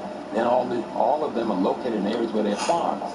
And almost all of them are loaned out to work these farms, where they're getting only pennies a day. Slavery. Many of these agencies get rewarded in cash by the millions for the sheer numbers of people swept in for drug offenses, which helps to explain why so many law enforcement agencies go out looking for the so-called low-hanging fruit, stopping, frisking, searching as many people as possible in the hopes of boosting their numbers up and continuing to qualify for funding. Anytime you can put your prison on the stock market, it means you already have a methodology to guarantee the commodity, and the commodity is to imprison young black men. You're given a number, and your warehouse in this cell, you become a warehouse receipt. So more jails are kept up because the warehouse receipts, and if you don't have anybody in jail, you're not making much money. So you need to keep the jails filled in order for those warehouse receipts to be traded on Wall Street, and the insurance companies to be making money. Drug markets, much like American society generally, are fairly segregated by race. Black folks typically sell to black folks, Latinos to each other. Drug markets are even segregated by class. University students sell to each other.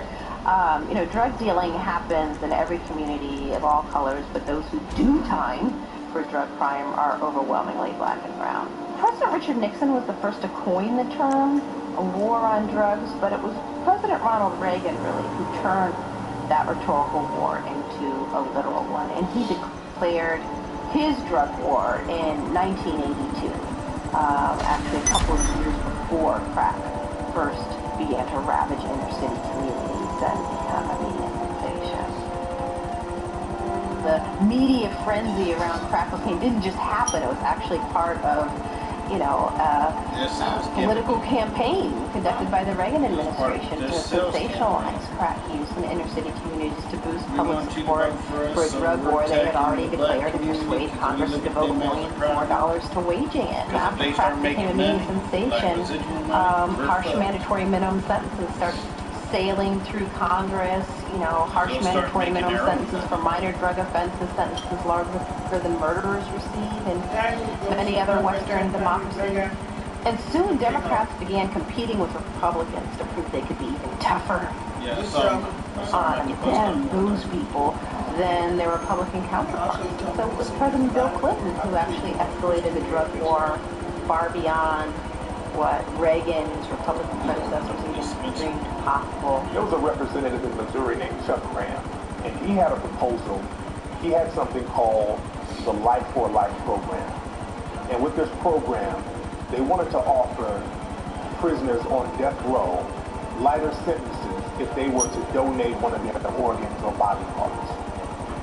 Well, the war on drugs is part of a grand Republican Party strategy known as the Southern Strategy. It's using racially coded, get tough, appeal measures of crime and welfare to appeal to poor and working class whites, particularly in the South, who are anxious about or resentful of many of the gains of African Americans in the civil rights movement.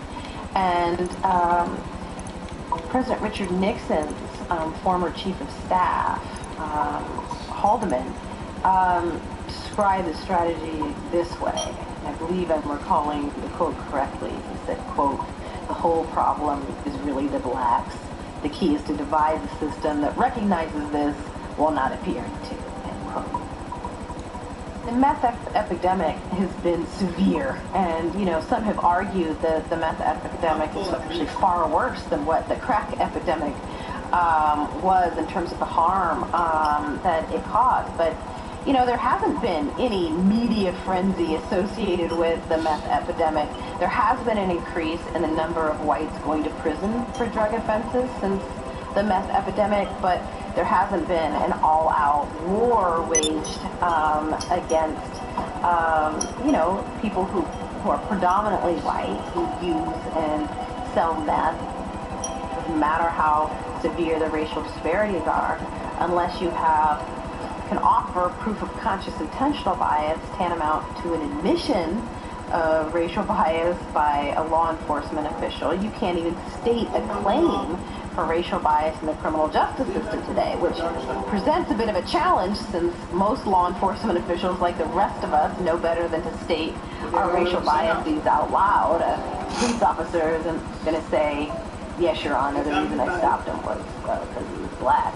People look at it as a civil rights violation, but it's really a human rights violation because it's criminal what they're doing to black people on a mass scale, criminalizing the image of black people and railroading them into a jail system really for profit. That's slavery, and that's a human rights issue, and black people need to start treating that as a human rights issue. So we shouldn't go to the courts here because the courts here are in cahoots with the private organizations that's railroading all of these black men into the prison system. So if black people are going to do anything, they need to take this fight to the world court, to the world stage. Well, I do think massive incarceration is a human rights issue, a human rights crisis. And there have been efforts to bring these issues to the United Nations and to international courts, and I think we should continue to do so. I do think we should avail ourselves of those tribunals and make more of an effort to educate people in other countries about the realities of what is going on in the United States. So many people around the world today think that the U.S. is the land of great racial equality, especially with the election of Barack Obama, and it's important for the other story to be told. At the time, they just come back from Vietnam, and there was a threat. King David and King Alfred fell because of the blacks, and remember, it was mostly blacks that were fighting in the end in Vietnam. And they feared, at least this is my conjecture, they feared that these soldiers were coming back home with the knowledge of warfare and all the tactics that they learned about the Europeans and warfare were to be used on them. The King Alfred plan was to make sure that they would round up people into concentration camps the way they did with the Japanese, the internment camps, as well as to shut down areas, grids of electricity in the areas where blacks were consolidated. Also to place bombs, most people don't know, to place impediments or areas, or to set up roadblocks, or to cordon off whole communities. Freeway systems in black areas are designed to really regulate the community. For example, out here in Los Angeles, South Central LA is really surrounded by 4 freeways. It's surrounded by the 10 freeway, the 110, the 405 freeway, and the 105 freeway. During the LA riots in 1992, a lot of people don't know that they actually shut the freeways down, and they were going to start bringing in the National Guard, where they actually did bring in the National Guard. So the black community, they always have freeway systems there because they never know when they need to implement that King Alfred plan, when they need to go in there with military tanks, if there's some racial insurrection, and really suppress the black community. So that's one of the reasons for the freeway system being directly on top of the black communities around the country. Every black community in America got expressways and went right through and destroyed them. You want to find out where the old black community used to be, go in the city, find the expressways. There's a direct relationship between having businesses and being in prison.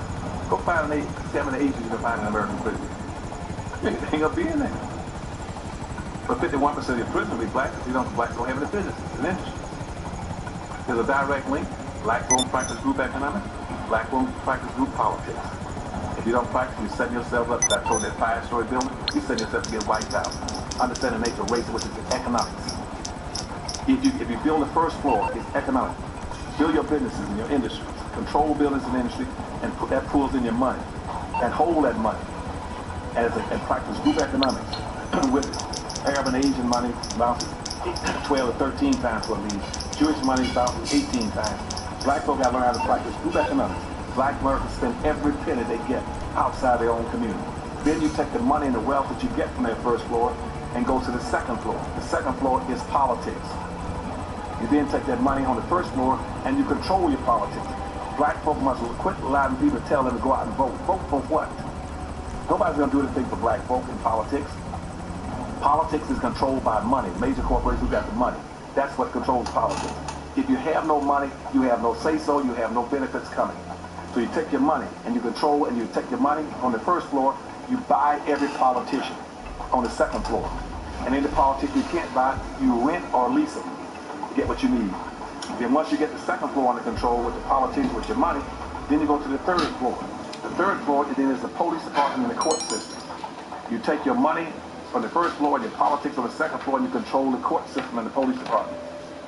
Then the fourth floor is media. You then take the money that you generate off the first floor from business and industries, and you go after radio stations, TV stations, newspapers, and cable systems, so that you can now inform and communicate with your own people. Right now, black folk only control less than 35 thousandths of 1% of the media in the United States. Out of 12,000 radio stations, black folk own something like about 75, 80. That's all. You own no cable system. You don't have a daily newspaper. You have nothing of importance. You got about one black TV station. And so you can't communicate with your people, you can't inform your people, you can't do it. You can have Rush Limbaugh and all the rest of the guys talking about racism all day long and just bad-mouthing you. And O'Reilly, they can call black folk all kind of names all day long. What are you going to do? You can't respond. You can't communicate with your own people because you don't have an economic base. 51% of all the prisoners in the United States are black people. You only make up 12% of the population. That's no accident. It's because you don't control the economics and the politics. They're going to go after the weakest people they get their hands on to incarcerate. That's the black folk. And what are you going to do in response to them when they over incarcerate you? You're going to go out and have a march, a demonstration. We're going to march. March what? Who cares? March really never changed anything.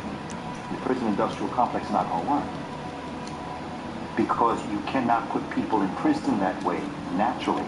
It'll last a while. Have your fun. But within 100 years, that's not going to exist. I believe white supremacy was born to die. And everything it does in its ignorant arrogance kills itself. It's meant to die. And what they're doing is they're setting up their own suicide by doing that to other human beings. Some of the most gifted human beings I've met were in prison. Some of the most gifted human beings I've ever met have been in special education. And to think that those young people, male and female, could be educated to cure cancer, to go into outer space, to build things that our community needs, would you rather put them in prison because of the color of their skin? What goes around comes around. You shall reap what you sow.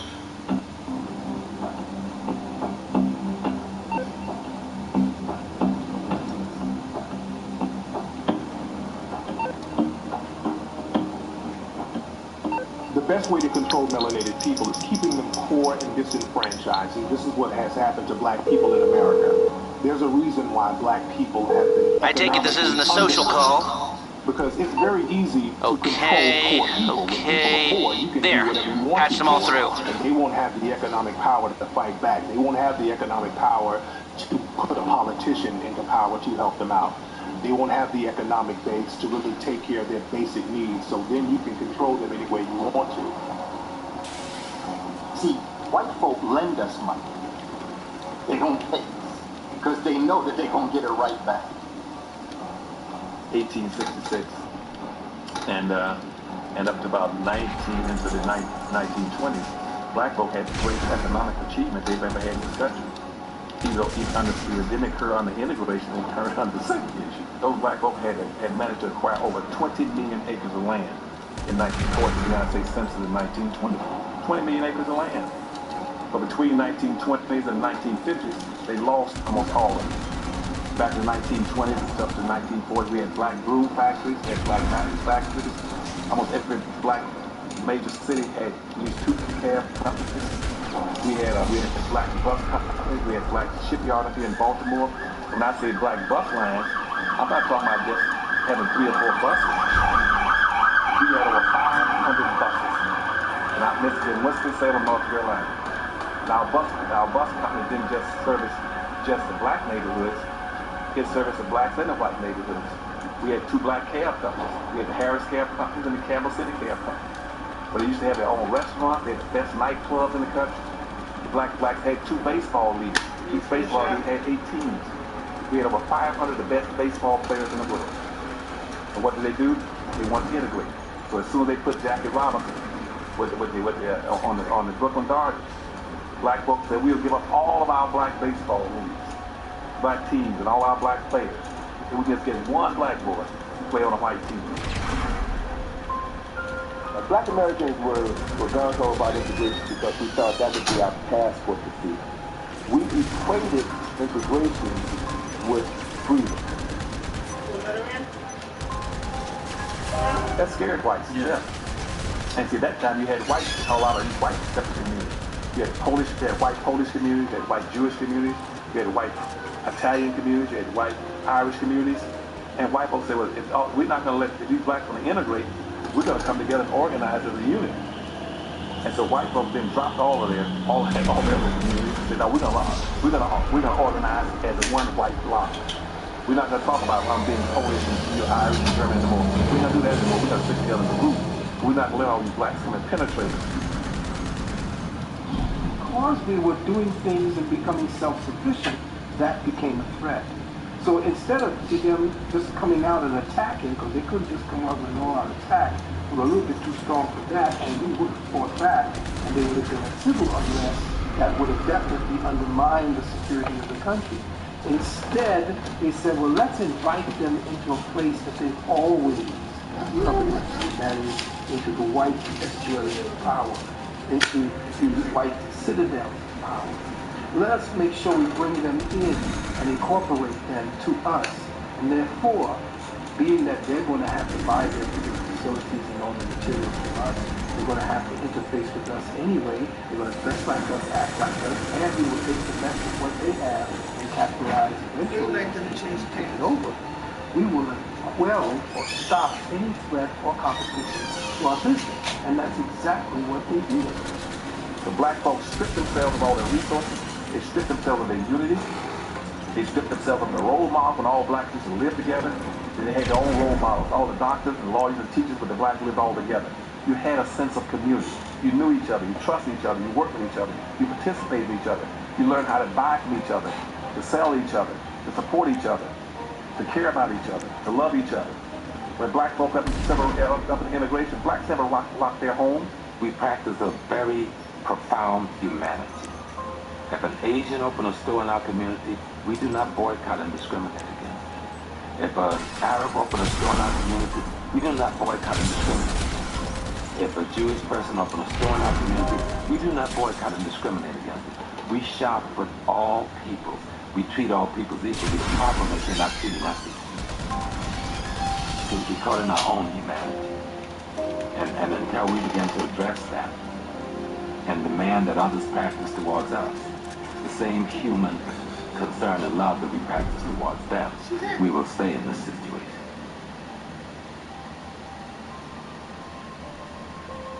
Durham, North Carolina was the most progressive and best black Wall Street we had in America. That's why you had all these black major insurance companies, mortgage companies, and banks and all was in Durham, North Carolina. Durham, North Carolina was the black Wall Street.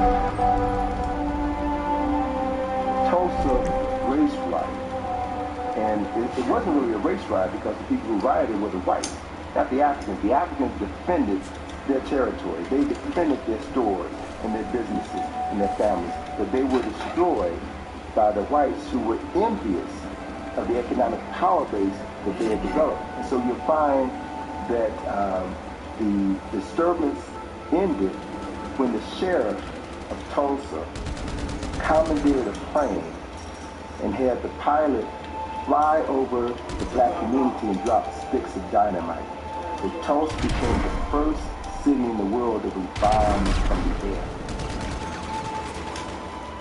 It was also a way to destroy the ability for a black competition, because essentially the world knew what was happening in the United States to black people, and they were going to give deference to black businesses in Europe even. Because France was ready to do business with Tulsa, Oklahoma. England was ready to do business with Tulsa, Oklahoma, except there's certain parts in Parliament that did not want that. Canada was ready to do business. South America was ready to do business with South. All of Africa, we were ready to essentially undermine what those cotton plantations had built up in the form of commerce for the United States. And they had to make sure that that was destroyed. There was a group from Tulsa, an R&B group from Tulsa, the Gap Band. Had a song called "You Dropped a Bomb on Me, Baby." It's about the Tulsa riot.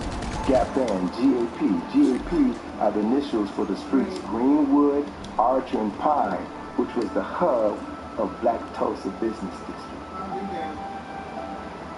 They have this whole thing that black people get handouts, that black people are dependent on the government. Black people, if we're going to be very honest, black people have never got anything specifically from our government at the exclusion of another group. Never. Black people have never got any kind of welfare benefits at the exclusion of another group. Black people have never gotten affirmative action at the exclusion of another group. Affirmative action benefits white women more than anybody. Slavery was affirmative action. Slavery was affirmative action. Jim Crow segregation was affirmative action. It was rewarding those people who had certain kind of skin complexion. That's what it was for. Affirmative action was written to be corrective action. C-O-R-R-E-C-T-I-V-E, corrective. Corrective action for what? For something that the government has consistently done to impede, to exploit, to degrade, and to degenerate a specific group of people. That's what it was written for.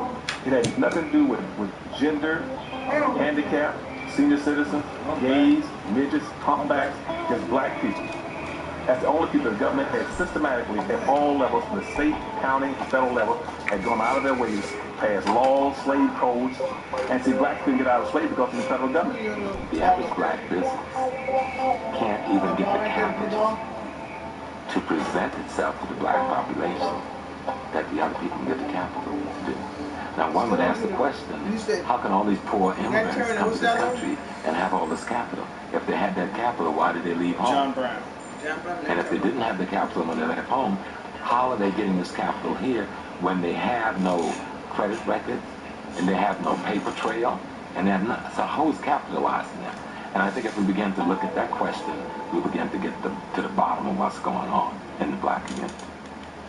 See, and you cannot, it's impossible in theory and practice to acquire wealth and power or to be economically competitive without a community. And right now in America, black folk do not have not one single solitary community in America. You cannot prosper, you cannot compete. It's going to be very difficult for black folk even to survive under the present circumstances because they don't have communities. All black folk got are neighborhoods. A neighborhood is like a bucket with a hole in it. A neighborhood is where you eat and sleep. A community is where you store your values, your history, your wealth, your power, your resources, your jobs, your tax base. Most of these neighborhoods have gotten so bad, so crime-ridden and run down and so distant. We will quell or stop any threat or competition to in your money and hold that money and practice group economics with Arab and Asian money bounces 12 or 13 times what it needs. Jewish money bounces 18 times. Black folk have to learn how to practice group economics. Black Americans spend every penny they get outside their own community. Then you take the money and the wealth that you get from that first floor and go to the second floor. The second floor is politics. You then take that money on the first floor and you control your politics.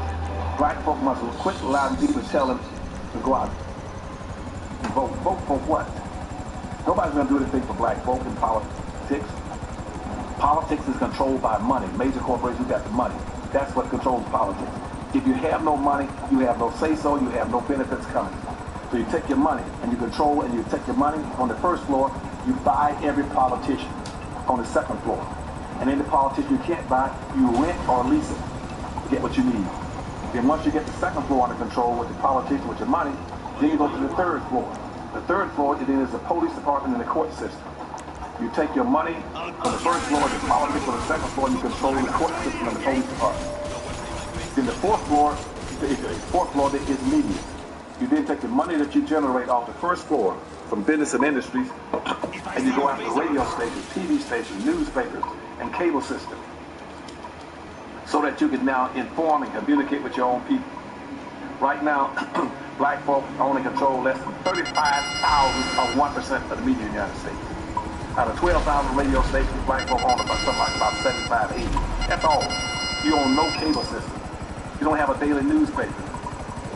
You have nothing of importance. You got about one black TV station. And so you can't communicate with your people, you can't inform your people, you can't do it. You have Rush Limbaugh and all the rest of the guys talking about racism all day long, bad mouthing, and O'Reilly. They can call black folk all kind of names all day long. What are you going to do? You can't respond. You can't communicate with your own people because you don't have an economic base.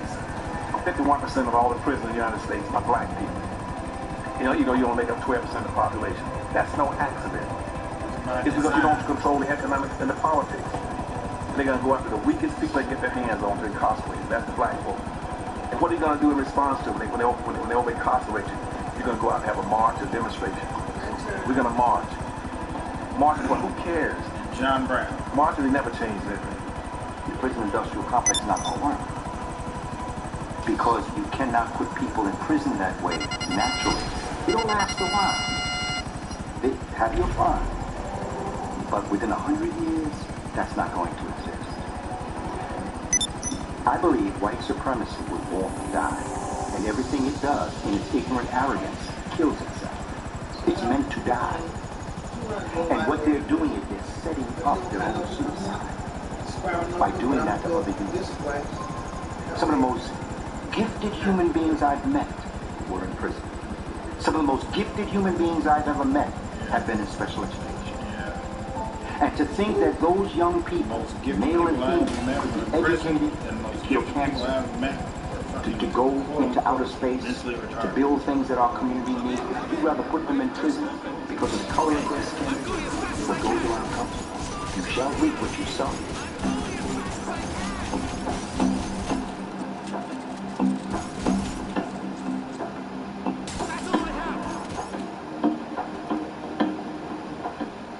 The best way to control melanated people is keeping them poor and disenfranchised, and this is what has happened to black people in America.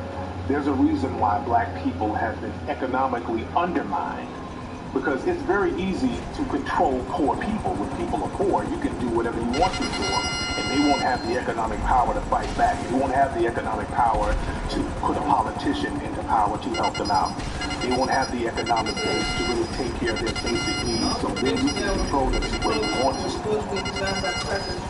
See, white folk lend us money. They don't pay because they know that they're gonna get it right back. 1866 and up to about 19 into the 1920s, black folk had the greatest economic achievement they've ever had in this country.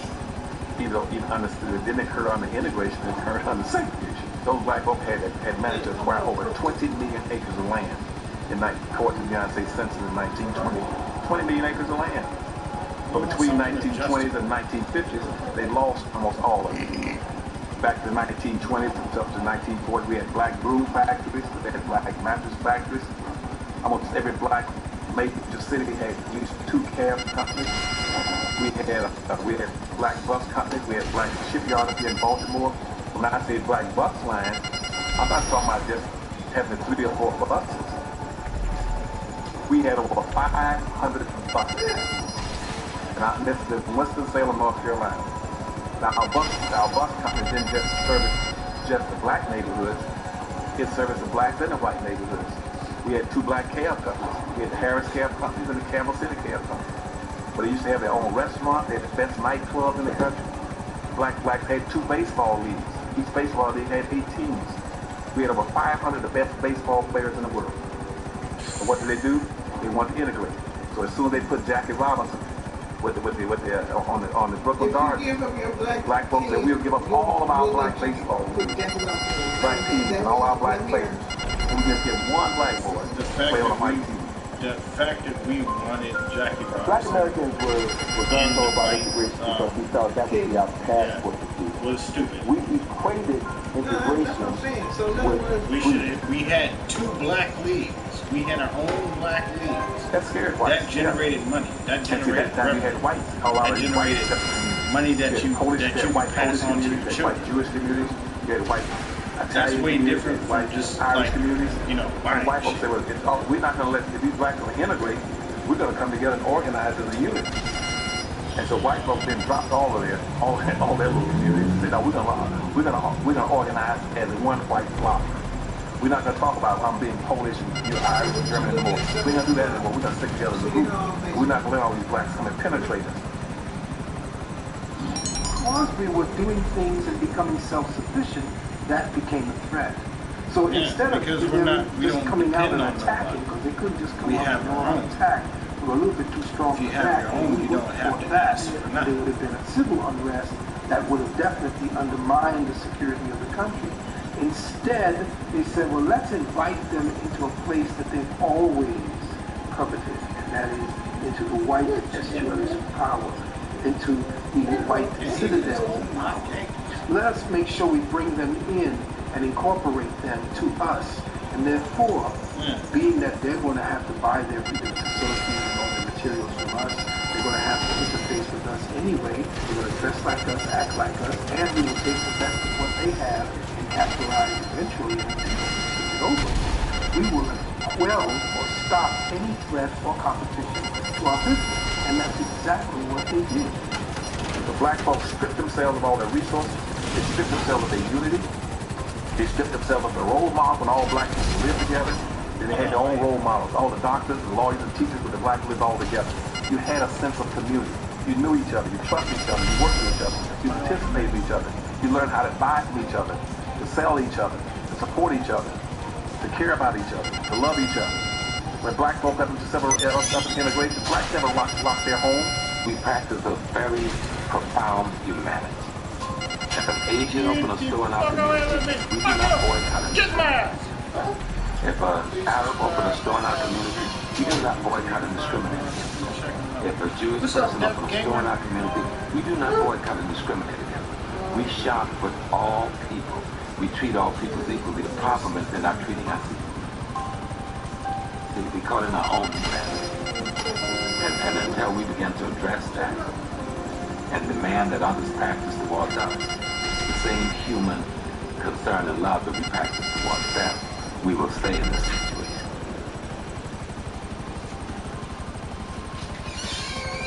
Here in North Carolina was the most progressive and best black Wall Street we had in America. That's why you had all the black major insurance companies, mortgage companies, banks and all was in Durham, North Carolina. Durham, North Carolina was the black Wall Street.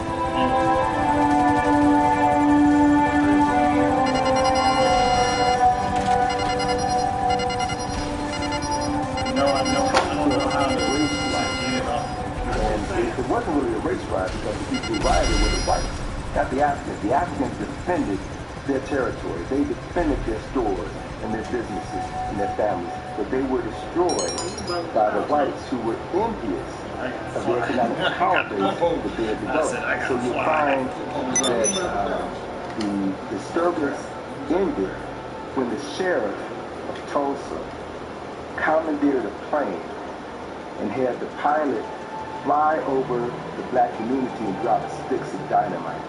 So Tulsa became the first city in the world to be bombed from the air. It was also a way to destroy the ability for a black competition, because essentially the world knew what was happening in the United States to black people, and they were going to give deference to black businesses in Europe even, because France was ready to do business with Tulsa, Oklahoma. England was ready to do business with Tulsa, Oklahoma, except there's certain parts in Parliament that did not want that. Canada was ready to do business. South America was ready to do business with South.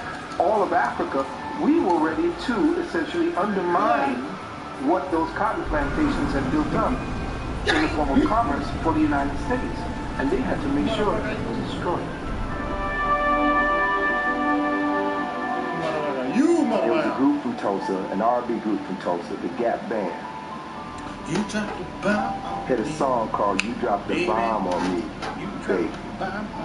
About the Tulsa riots. Gap Band, GAP are the initials for the streets Greenwood, Archer, and Pine, which was the hub of Black Tulsa business district.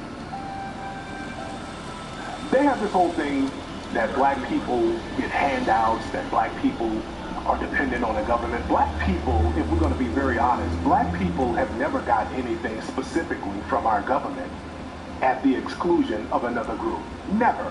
Black people have never got any kind of welfare benefits at the exclusion of another group. Black people have never gotten affirmative action at the exclusion of another group. Affirmative action benefits white women more than anybody. Slavery was affirmative action. Slavery was affirmative action. Jim Crow segregation was affirmative action.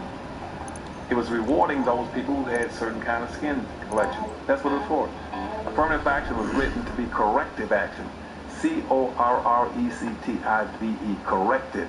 Corrective action for what? For something that the government has consistently done to impede, to exploit, to degrade, and to generate a specific group of people. That's what it was written for. It had nothing to do with gender, handicap, senior citizens, gays, midgets, humpbacks, just black So people. some supplies get handed to you on a plate? The government had systematically, at all levels, the state, county, federal level, had gone out of their ways to pass laws, slave codes, and see blacks couldn't get out of slavery because of the federal government. The average black business can't even get the capital to present itself to the black population that the other people can get the capital to do. Now one would ask the question, how can all these poor immigrants come to this country and have all this capital? If they had that capital, why did they leave home?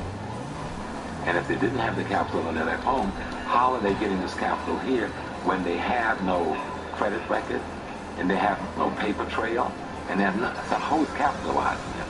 And I think if we begin to look at that question, we begin to get to the bottom of what's going on in the black community. See, and you cannot, it's impossible in theory and practice to acquire wealth and power or to be economically competitive without a community. Yeah. And right now in America, black folks do not have not one single solitary community in America. You cannot prosper, you cannot compete.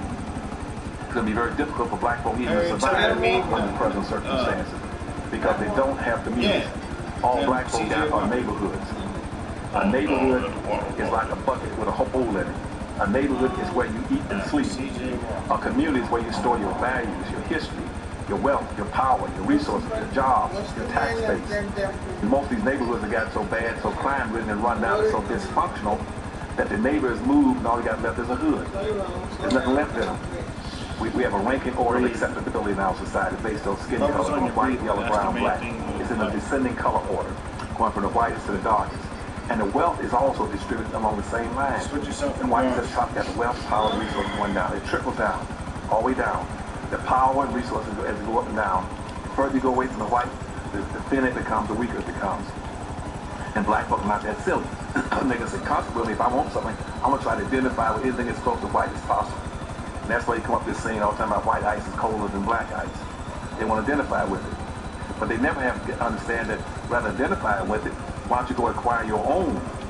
Then your black ice will be just cold as white ice. Black folk on an aggregated national disposable basis of collected income, they might be the ninth richest nation on earth. Right now, if I take all of black folks' money annually and aggregate it, they might be rich. They're richer than maybe Sweden, Canada, India, Pakistan, a whole bunch of countries, Thailand, most all put together.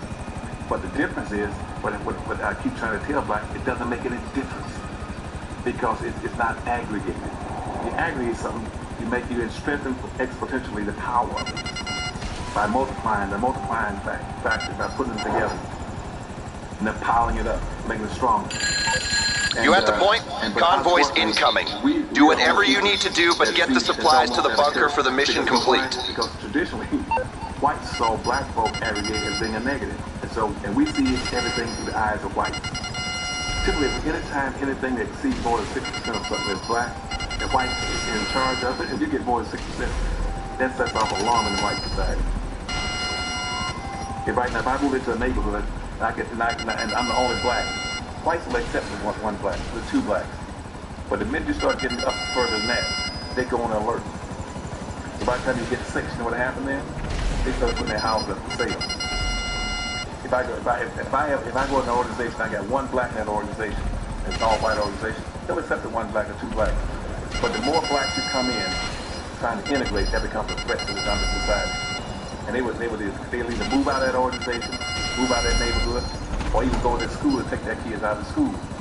And where are they going to move? They're not going to move to a more integrated society. They're going to move back with their own people. When a white person takes this kid out of a school, out of an integrated school, he's not going to want to go try and find another integrated school. He's going to take his kids to a segregated academy, a charter school, or an all-white suburb. If you went back to, the 1500s, slavery's in full effect, okay? And you go to a slave or an African, and you say right there, while he's picking the cotton, right there, yo, man, what you think about this whole situation right now? You're going to get two types of people. You're going to get three. You're going to get one type of person, what situation? I'm just picking cotton. Then you're going to get another person that says, well, it's kind of, Charlie, Master Charlie kind of hard on it today. Right. Then you get this other person like, yo, what's your name? You got something called an MAP? I'm trying to get out of here. These are the two people you're going to meet on the plantation. In the casino, these are the two people you're going to meet. I don't know what I'm doing here. I don't care that I'm here. And I'm trying to get the hell out of here. Come down, 2012. Ask a person in any job situation where they know you're going to be 3 types of people. 1, why do you work for FedEx? What do you mean, why I work for FedEx? I got a job.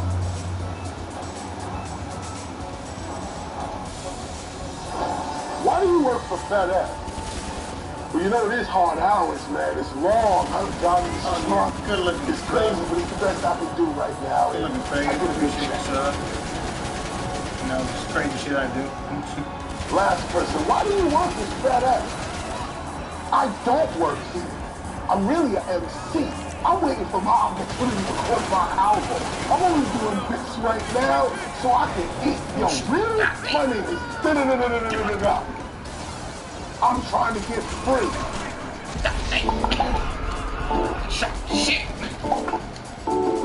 Shit out of my ass. The colors, they're not lost. They're hidden. Lost you may never find. Hidden you just gotta look for.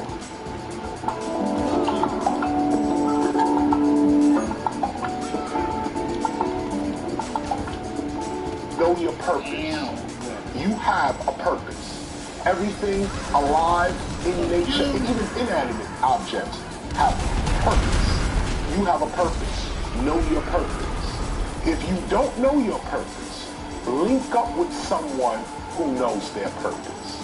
chances are when you link up with someone who knows their purpose, you find yours. A major solution to countering the war on melanated people is to read. To do what was illegal for your ancestors to do in the period of enslavement. It's no accident that laws were passed preventing African people from reading or writing. If you can't tell where you came from, you can't pass on that knowledge to your descendants.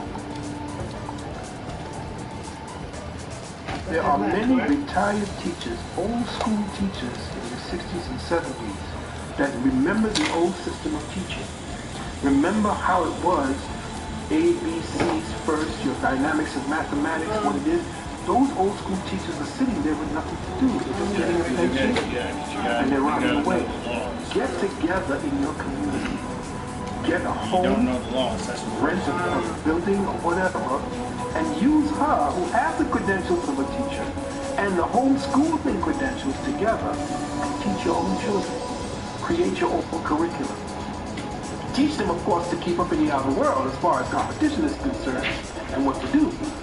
But teach your own children, because the psychological dynamic of your own being taught by you is enormous, has ramifications way down the line when they go out. Travel is very important in terms of real education.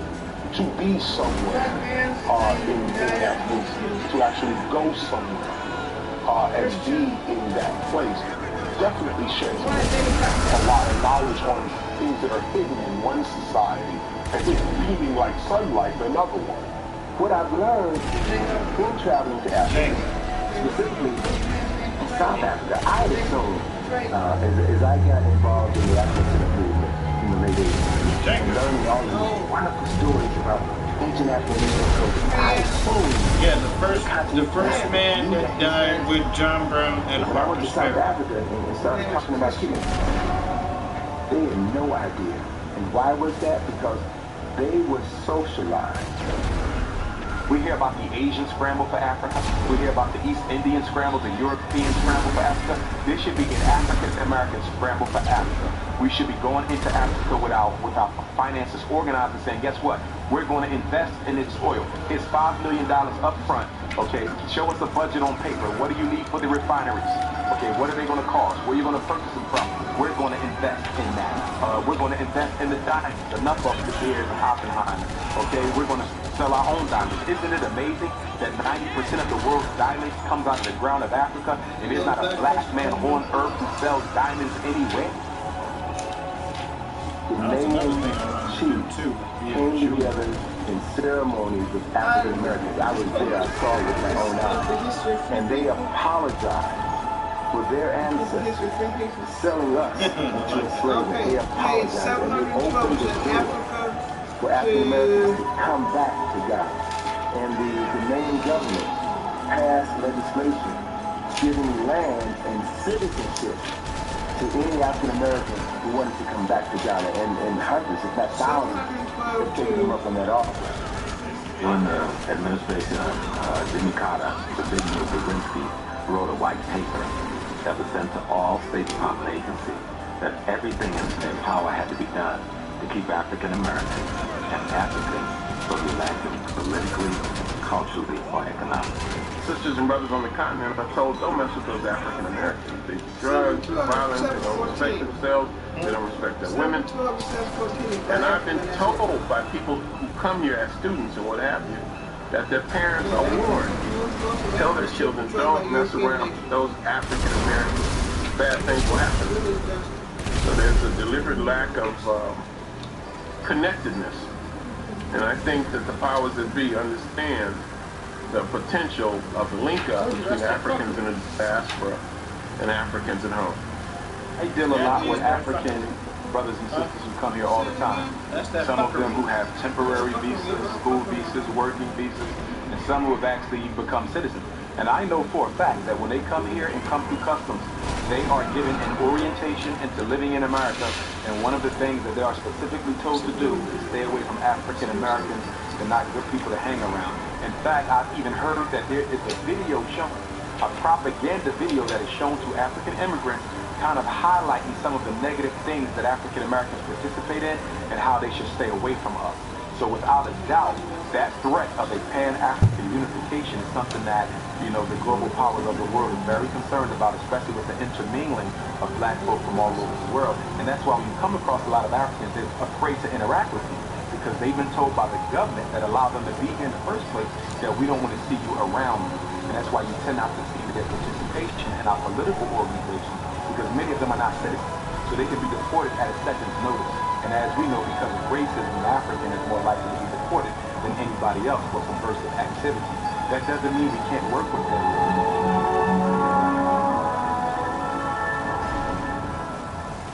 How do you fix it? You have to govern yourself. Nation building begins with governing your family. Black men, stay home. You don't have to be at the bar every week. You ain't got to be out with the buddies. Tend to your wife and your children. Make them the priority in your life and govern your family. Link with other men that are governing their family. Too many times, black men that are good with their families link up with other black men that corrupt them and destroy the family. The only way a nation can be built is if the family is intact. A nation is a bunch of united families. That's what a nation is. Once you build those things, learn how to start practicing group economics. Group economics means that every nickel, every dollar, penny comes in your hands, make sure it revolves around and goes to the other black folks' hands at least 8 to 12 times before it leaves. That means if you got a black community, the dollar comes in, you go down to the black grocery store and buy your black groceries. The black grocery store owner, he goes to the black barber and gets his haircut from a black barber. The black barber then goes down and buys his car from a black automobile dealership. The black automobile dealership then goes to buy a black cab. And you see what I'm saying? The black community doesn't need any new leaders. Black people just have to get on the same page with one another, and black people will be all right. The thing is, there's no gay leader. The gay community just happens to be on the same page with one another, and they know how to get their needs met. There's no Jewish leader. There's no white leader. White people, Jewish people, all of these groups, they just happen to be on the same page, and this is where their strength comes from, and they know how to get their needs met. The thing is, black people, we're too divisive among each other.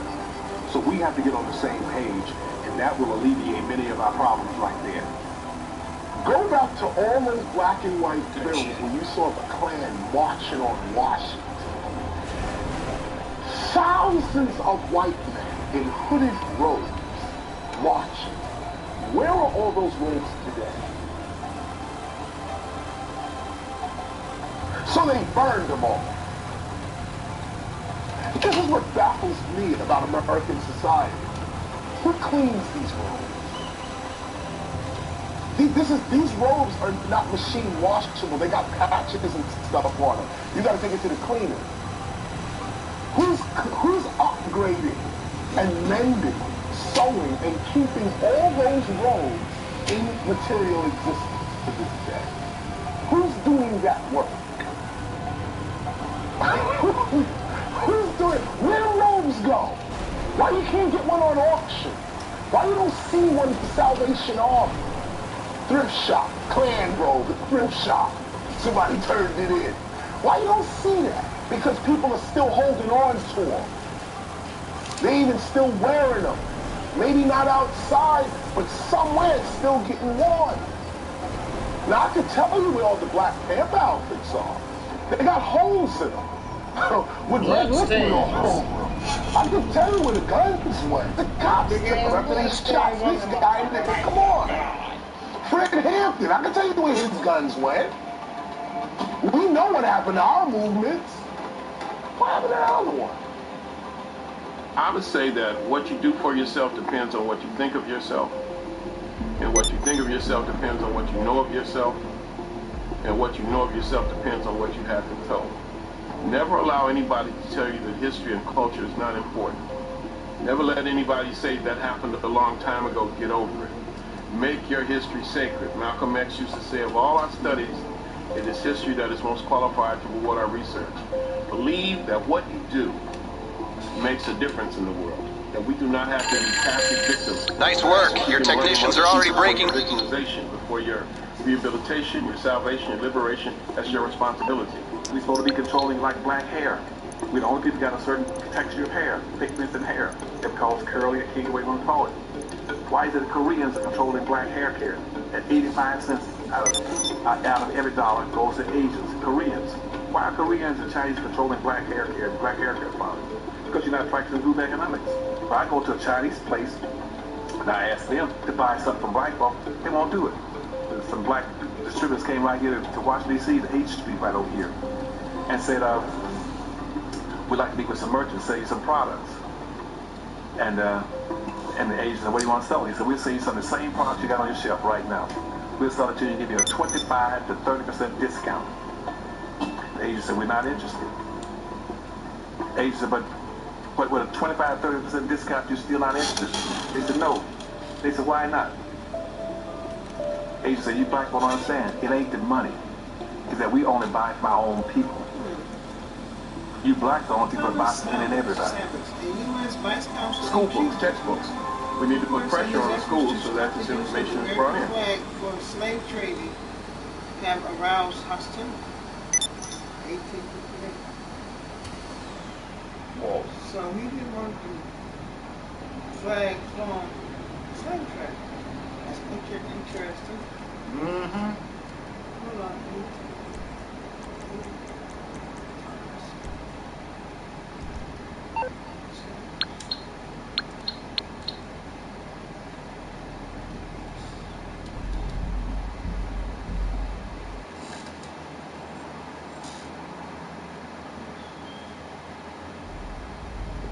Put pressure on the pastor, so that you have a Sunday school class that teaches about the black presence in the Bible. All kinds of basic things that we can do. I don't think it's rocket science. I think it's just a matter of us sitting down and strategizing and then implementing those strategies. The thing is, you can alter nature temporarily.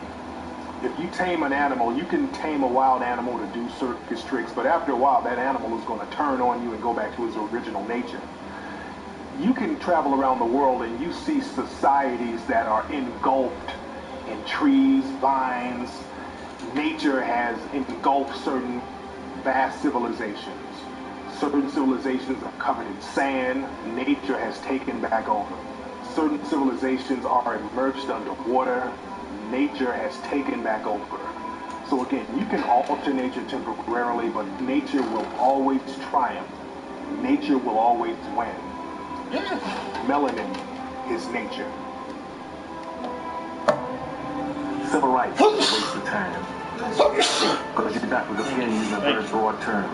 If you see these women groups out here, what are they doing? They're looking for women's rights. What are you looking for? They're looking for veteran rights. What are you looking for? I'm looking for Indian rights. What are you looking for? I'm looking for Hispanic rights. What are you looking for? I'm looking for Arab rights. What are you looking for? I'm looking for gay rights. Until you get to black folks. They're not looking for, they're looking for civil rights. Who in the world is civil?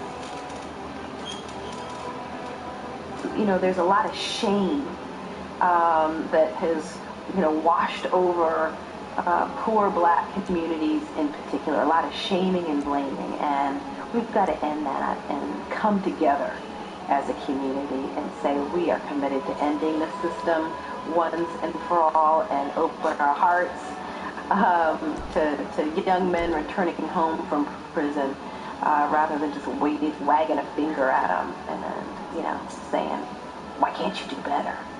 There's a lot of reasons why folks aren't able to do better than they are today. Do not think about racism in the term of hating anybody. Don't hate any whites, don't hate any Asians, don't hate any Arab, don't hate anybody. It ain't about hating anybody. But neither is about loving anybody. It's about learning how to compete economically as a group. I have visited high schools and colleges and elementary schools where the predominant children are European. And at the end of my presentation, yes, sir, because they say, I don't have any problem identifying with Africa. That's where I came from. That's where I came from. As you get older, and I've noticed it's right at the end of college going into post-college, that you have to buy into the untruth, because that's the very essence of your being now. And much of what you get, whether it be a job or whether it be an advantage, comes from what's called white privilege. And out of this white privilege comes the ability to get things that you want. You want to feed your family. You want to take care of things. You want a job. But you want it fairly. You don't want it unfairly. You don't want to think that a whole group of people have been shunned out of a position because your skin color gave it to you. As you get older, it's hard to give that up, that privilege.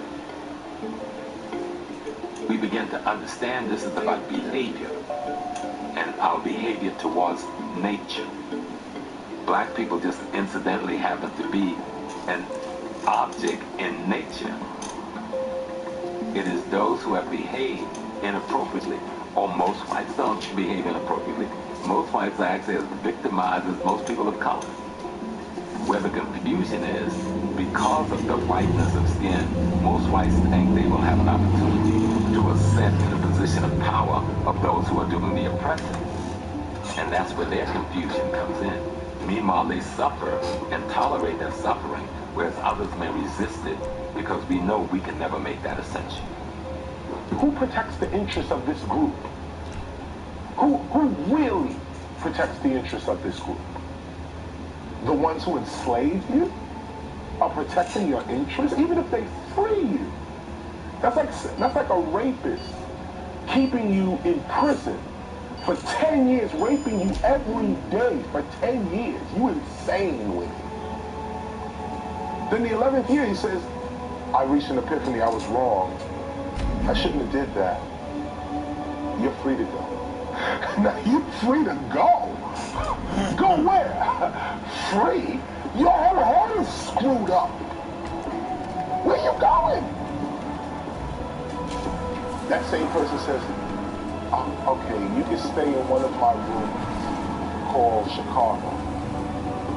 You can stay in one of my rooms called New York. One of my rooms called Philly. Just follow the rules there in Philly and you'll be fine. I'm sorry for what I did. Here's reparation, here's affirmative action. Here's some justice for it. Here's a little money, here's a little economic. Here's a little access to something. I'll let you fight in our wars, and here's a little something. But for the most part, you're on your own now. Do you? Now here we are.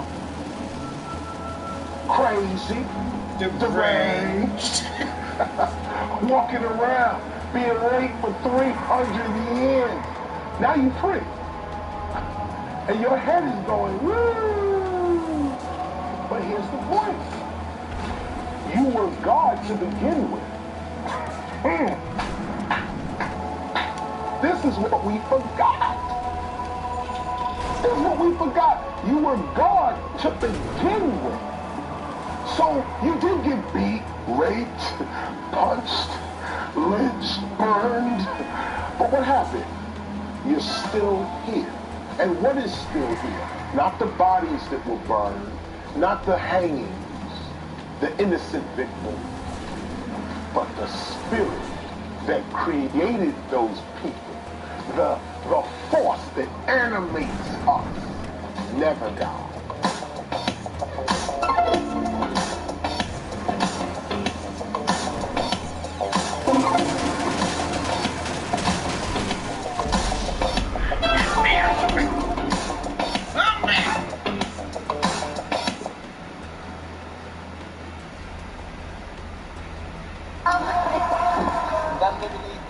When the white scientists go into the temples of Kemet to excavate and clean up the walls and temples and make them visitable and inhabitable, they are changing the color of the actual paintings of the Africans on the wall. There was an entire report that came out how the scientific excavators in the temples of Kemet were lightening up the images on the wall, the metal nature.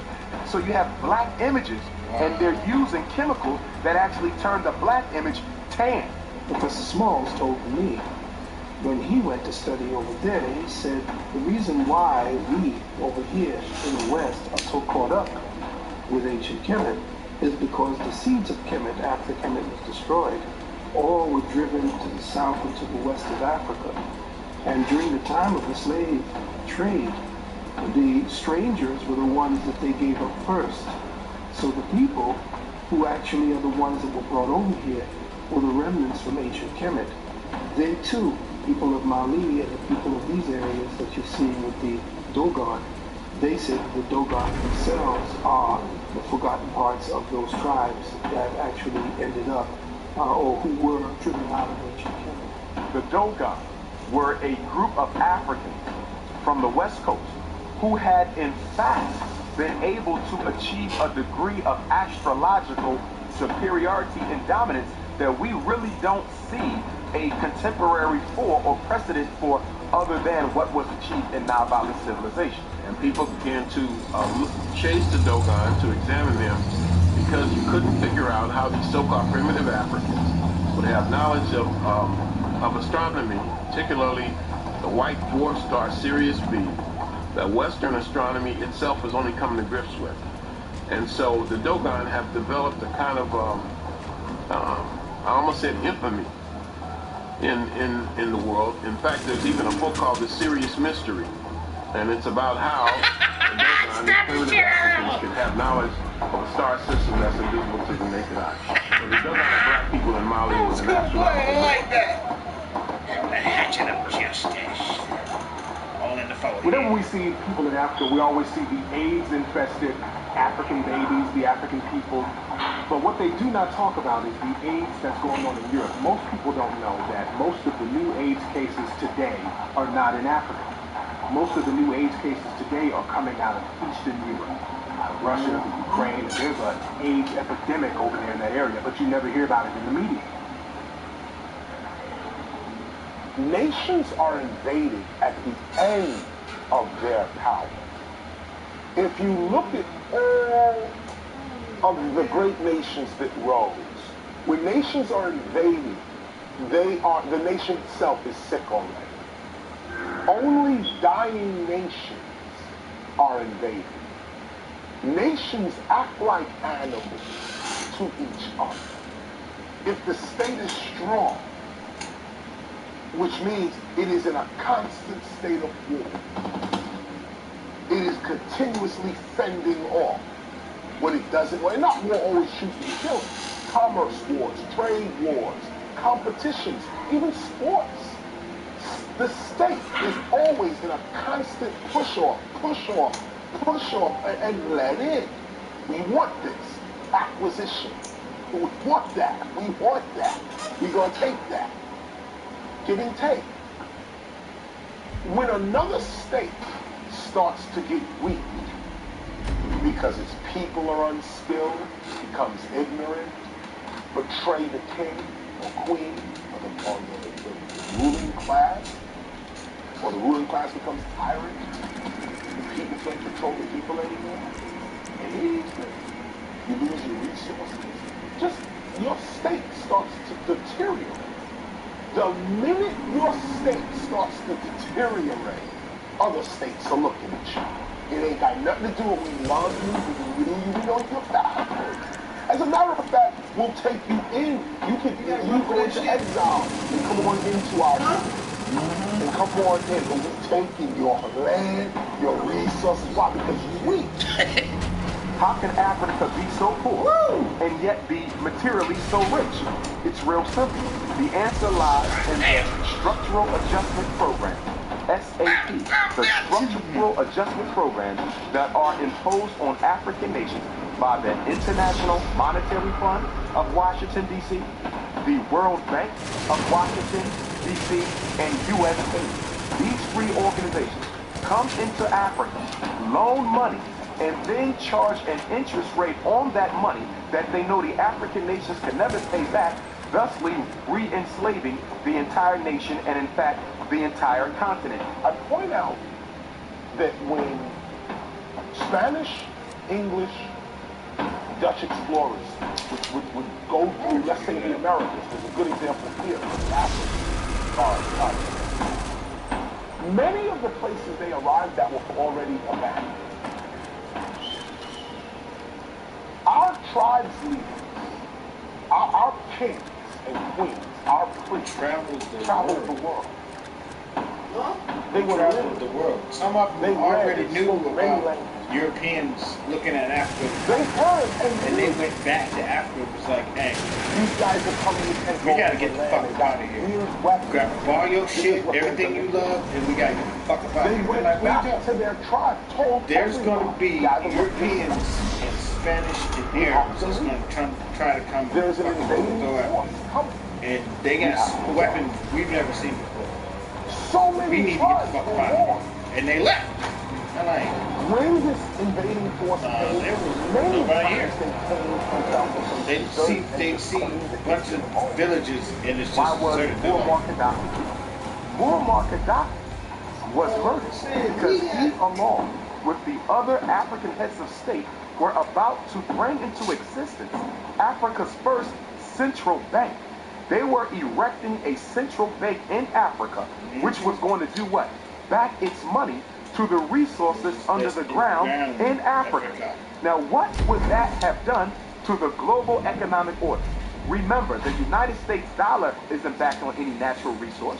The British pound isn't backed on any natural resource.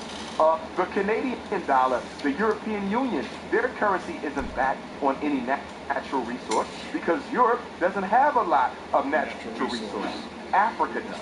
So if they would have been successful in creating a central bank of Africa, coming up with a unitary currency, and then backing that currency to the material wealth under the soil, they would have bankrupt every other economic system in this world, from America to Europe to China. That was revolution, and that's why Muammar Gaddafi had to be assassinated, because he was about to help the African heads of state eliminate modern slavery and neo-colonialism from the continent.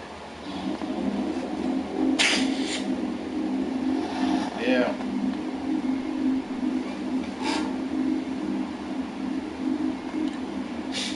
Yeah. One of the things that you find is that European culture begins to take off after the first civilized Europeans, the Greeks, make contact with Kemet region. Greeks themselves were not white people, and even today, you any Greek. I was in the military. I was stationed in Athens and Piraeus. We know we're cousins. Let's stop playing. You still have black Greeks living in Greece right now to this day, and people pretend they don't know where they came from, but there are black Greek people living in Greece right now. People of Ireland long before, and the people of Scotland long before the Romans came, were already Africans. Why? If you see a picture of a Scottish person there, it's always somebody with like this real big black hair, right? Real big black. What do you think they're trying to tell you? You know, they came out with a report a few years ago saying that King Tut shared DNA with men up in Britain. And the thing is, the Egyptians went into Britain, particularly Scotland, later on down the line. As a matter of fact, Scotland is named after an Egyptian princess, Sosha. And many of the descendants of those Egyptians are there to this day, but they're now known as gypsies. And the term gypsy is just a variation of the word Egyptian. Whites have long hair, blacks have short curly hair. What is the reason for that? Black hair, your follicle, my follicle, is not round, it's flat, like a ribbon. So you know how Christmas you rub your hand on the ribbon and it curls up? That's the way our hair is. White hair is like a soda straw, it's round, so it hangs. What is the purpose for that?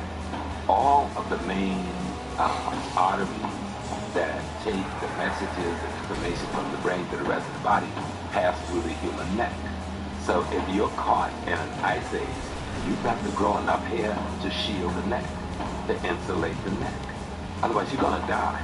Same thing with the nostril. When you're in the sun of Africa, you need these big nostrils. You gotta cool the brain down. But if you're in Europe and all that ice, you don't want to cool the brain down. So you need a smaller nostril bridge so you can warm the air up. This kind of simple physical anthropological reality. The Greeks lost their history, all of it. Okay, the Greeks lost all their history. You know who has their history? The Arabs had the Greek history. The reason we know Greek history is because of Islam. Because of the Arabs were good Greek history. And what the Greeks were doing in all their philosophy, they wrote it all down. Then Bruce lost their history from Run him over! What are you doing? And they Shit, your shit's on fire. Your shit's on fire. Your shit's on fire. Oh, thank heaven for 7-Eleven. Oh, thank heaven for 7-Eleven. What's 7-Eleven? 7-Eleven is when the Moors, Africans from Morocco, which is where the word Moor comes from, but Africans from northern Africa went across the Iberian Peninsula, which is a very short distance, into Europe. And they brought culture, they brought writing, they brought civilization, and they brought Europe out of the Dark Ages. The Romans that began to call the black people in Africa, because remember that we didn't speak English. So if you don't speak English, you're not going to call yourself black, right? So if you don't speak a traditional African language or Portuguese or Spanish, you will not call yourself a Negro. At that time, Spanish was not dominant, so there's no Negro, there's no Portuguese. At that time, English is not dominant, so there's no black. At that time, the Romans were the dominant force, and the Roman word for black persons was Moorish, coming from the Greek root for black. They occupied Portugal. They occupied parts of southern France.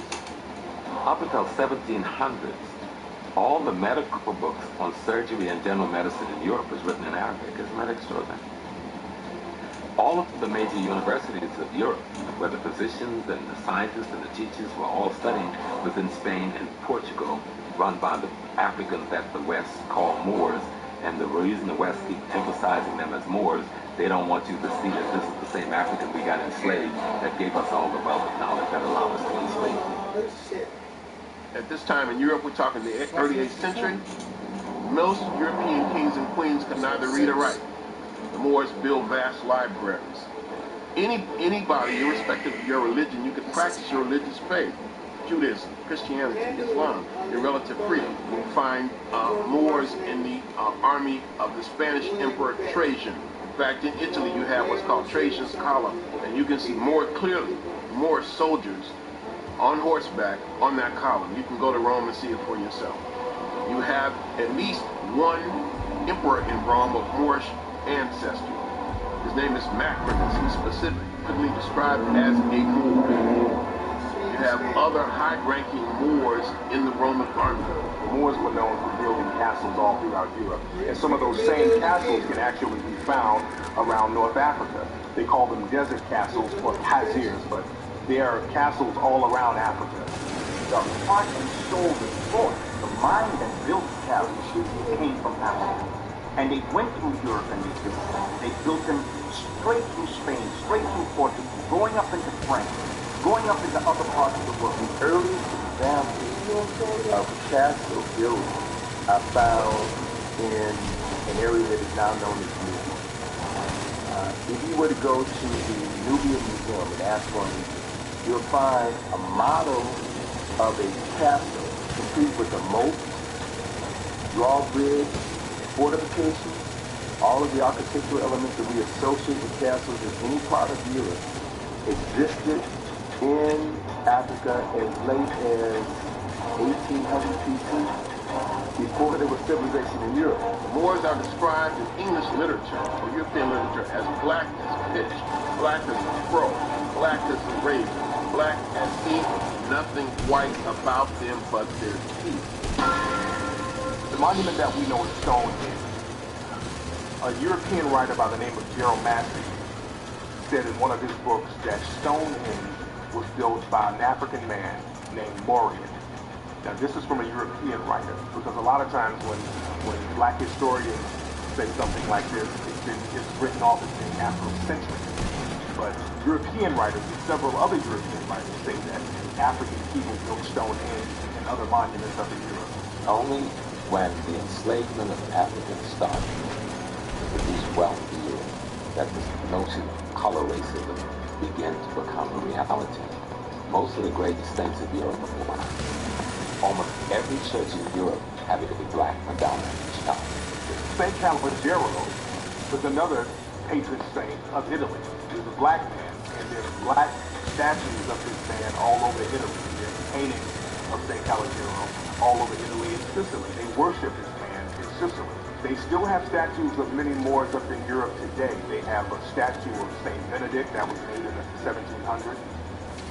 There's another bust carving of St. Gregory that's in a museum in Germany.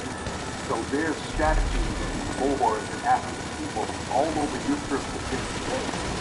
You got to go to these museums to see them. They're very quiet about it. You have to go over there. And also you have to learn about these things in different languages because they keep that history hidden because they'll put it in another language. The ivory bangle lady was an African woman whose tomb they found up in the York area of Britain. Now, whenever they find African people in Britain, what they would normally do is just try to write them off as being slaves. Or they might have been a slave. There's a possibility that they were slaves. But with the ivory bangle lady, they couldn't write her off as a slave because it showed that she had so much wealth she could not have possibly been a slave. The way her tomb was made out of stone, which showed wealth. Inside the tomb, it had all types of artifacts and jewelry like ivory, bangles, and necklaces and bracelets on her wrists. And it shows that this woman was extremely wealthy. Johannes Morris was a 13th century high-ranking official in India. And there's a carving, a statue of him at a museum in Italy right now.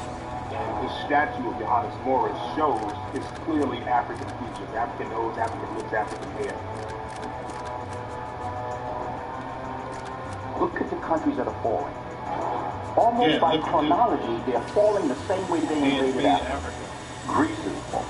Italy is falling. Spain is falling. Persia is falling. And it's all because what goes around comes around.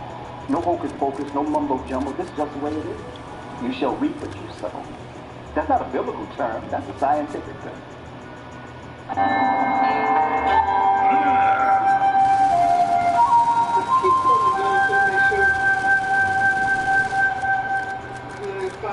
When you read the European philosophers, what did they say? They often said that Africa had two great civilizations, Egypt in the north and Asia in the south. The white man said it. So they often, in ancient times, Asia was considered a part of Africa, or Africa's second civilization. They said that you go to Asia and it's nothing but a carbon county of Africa because it was settled by the Africans.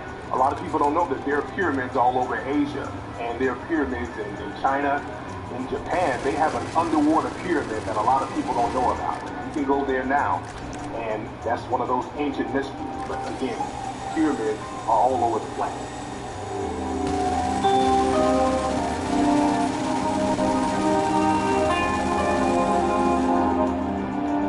So in Asia today, you have pockets of black people. You have the Mani. You have in southern Thailand. You have a related group in northern Malaysia, sometimes called Sakai, S-E-K-A-I.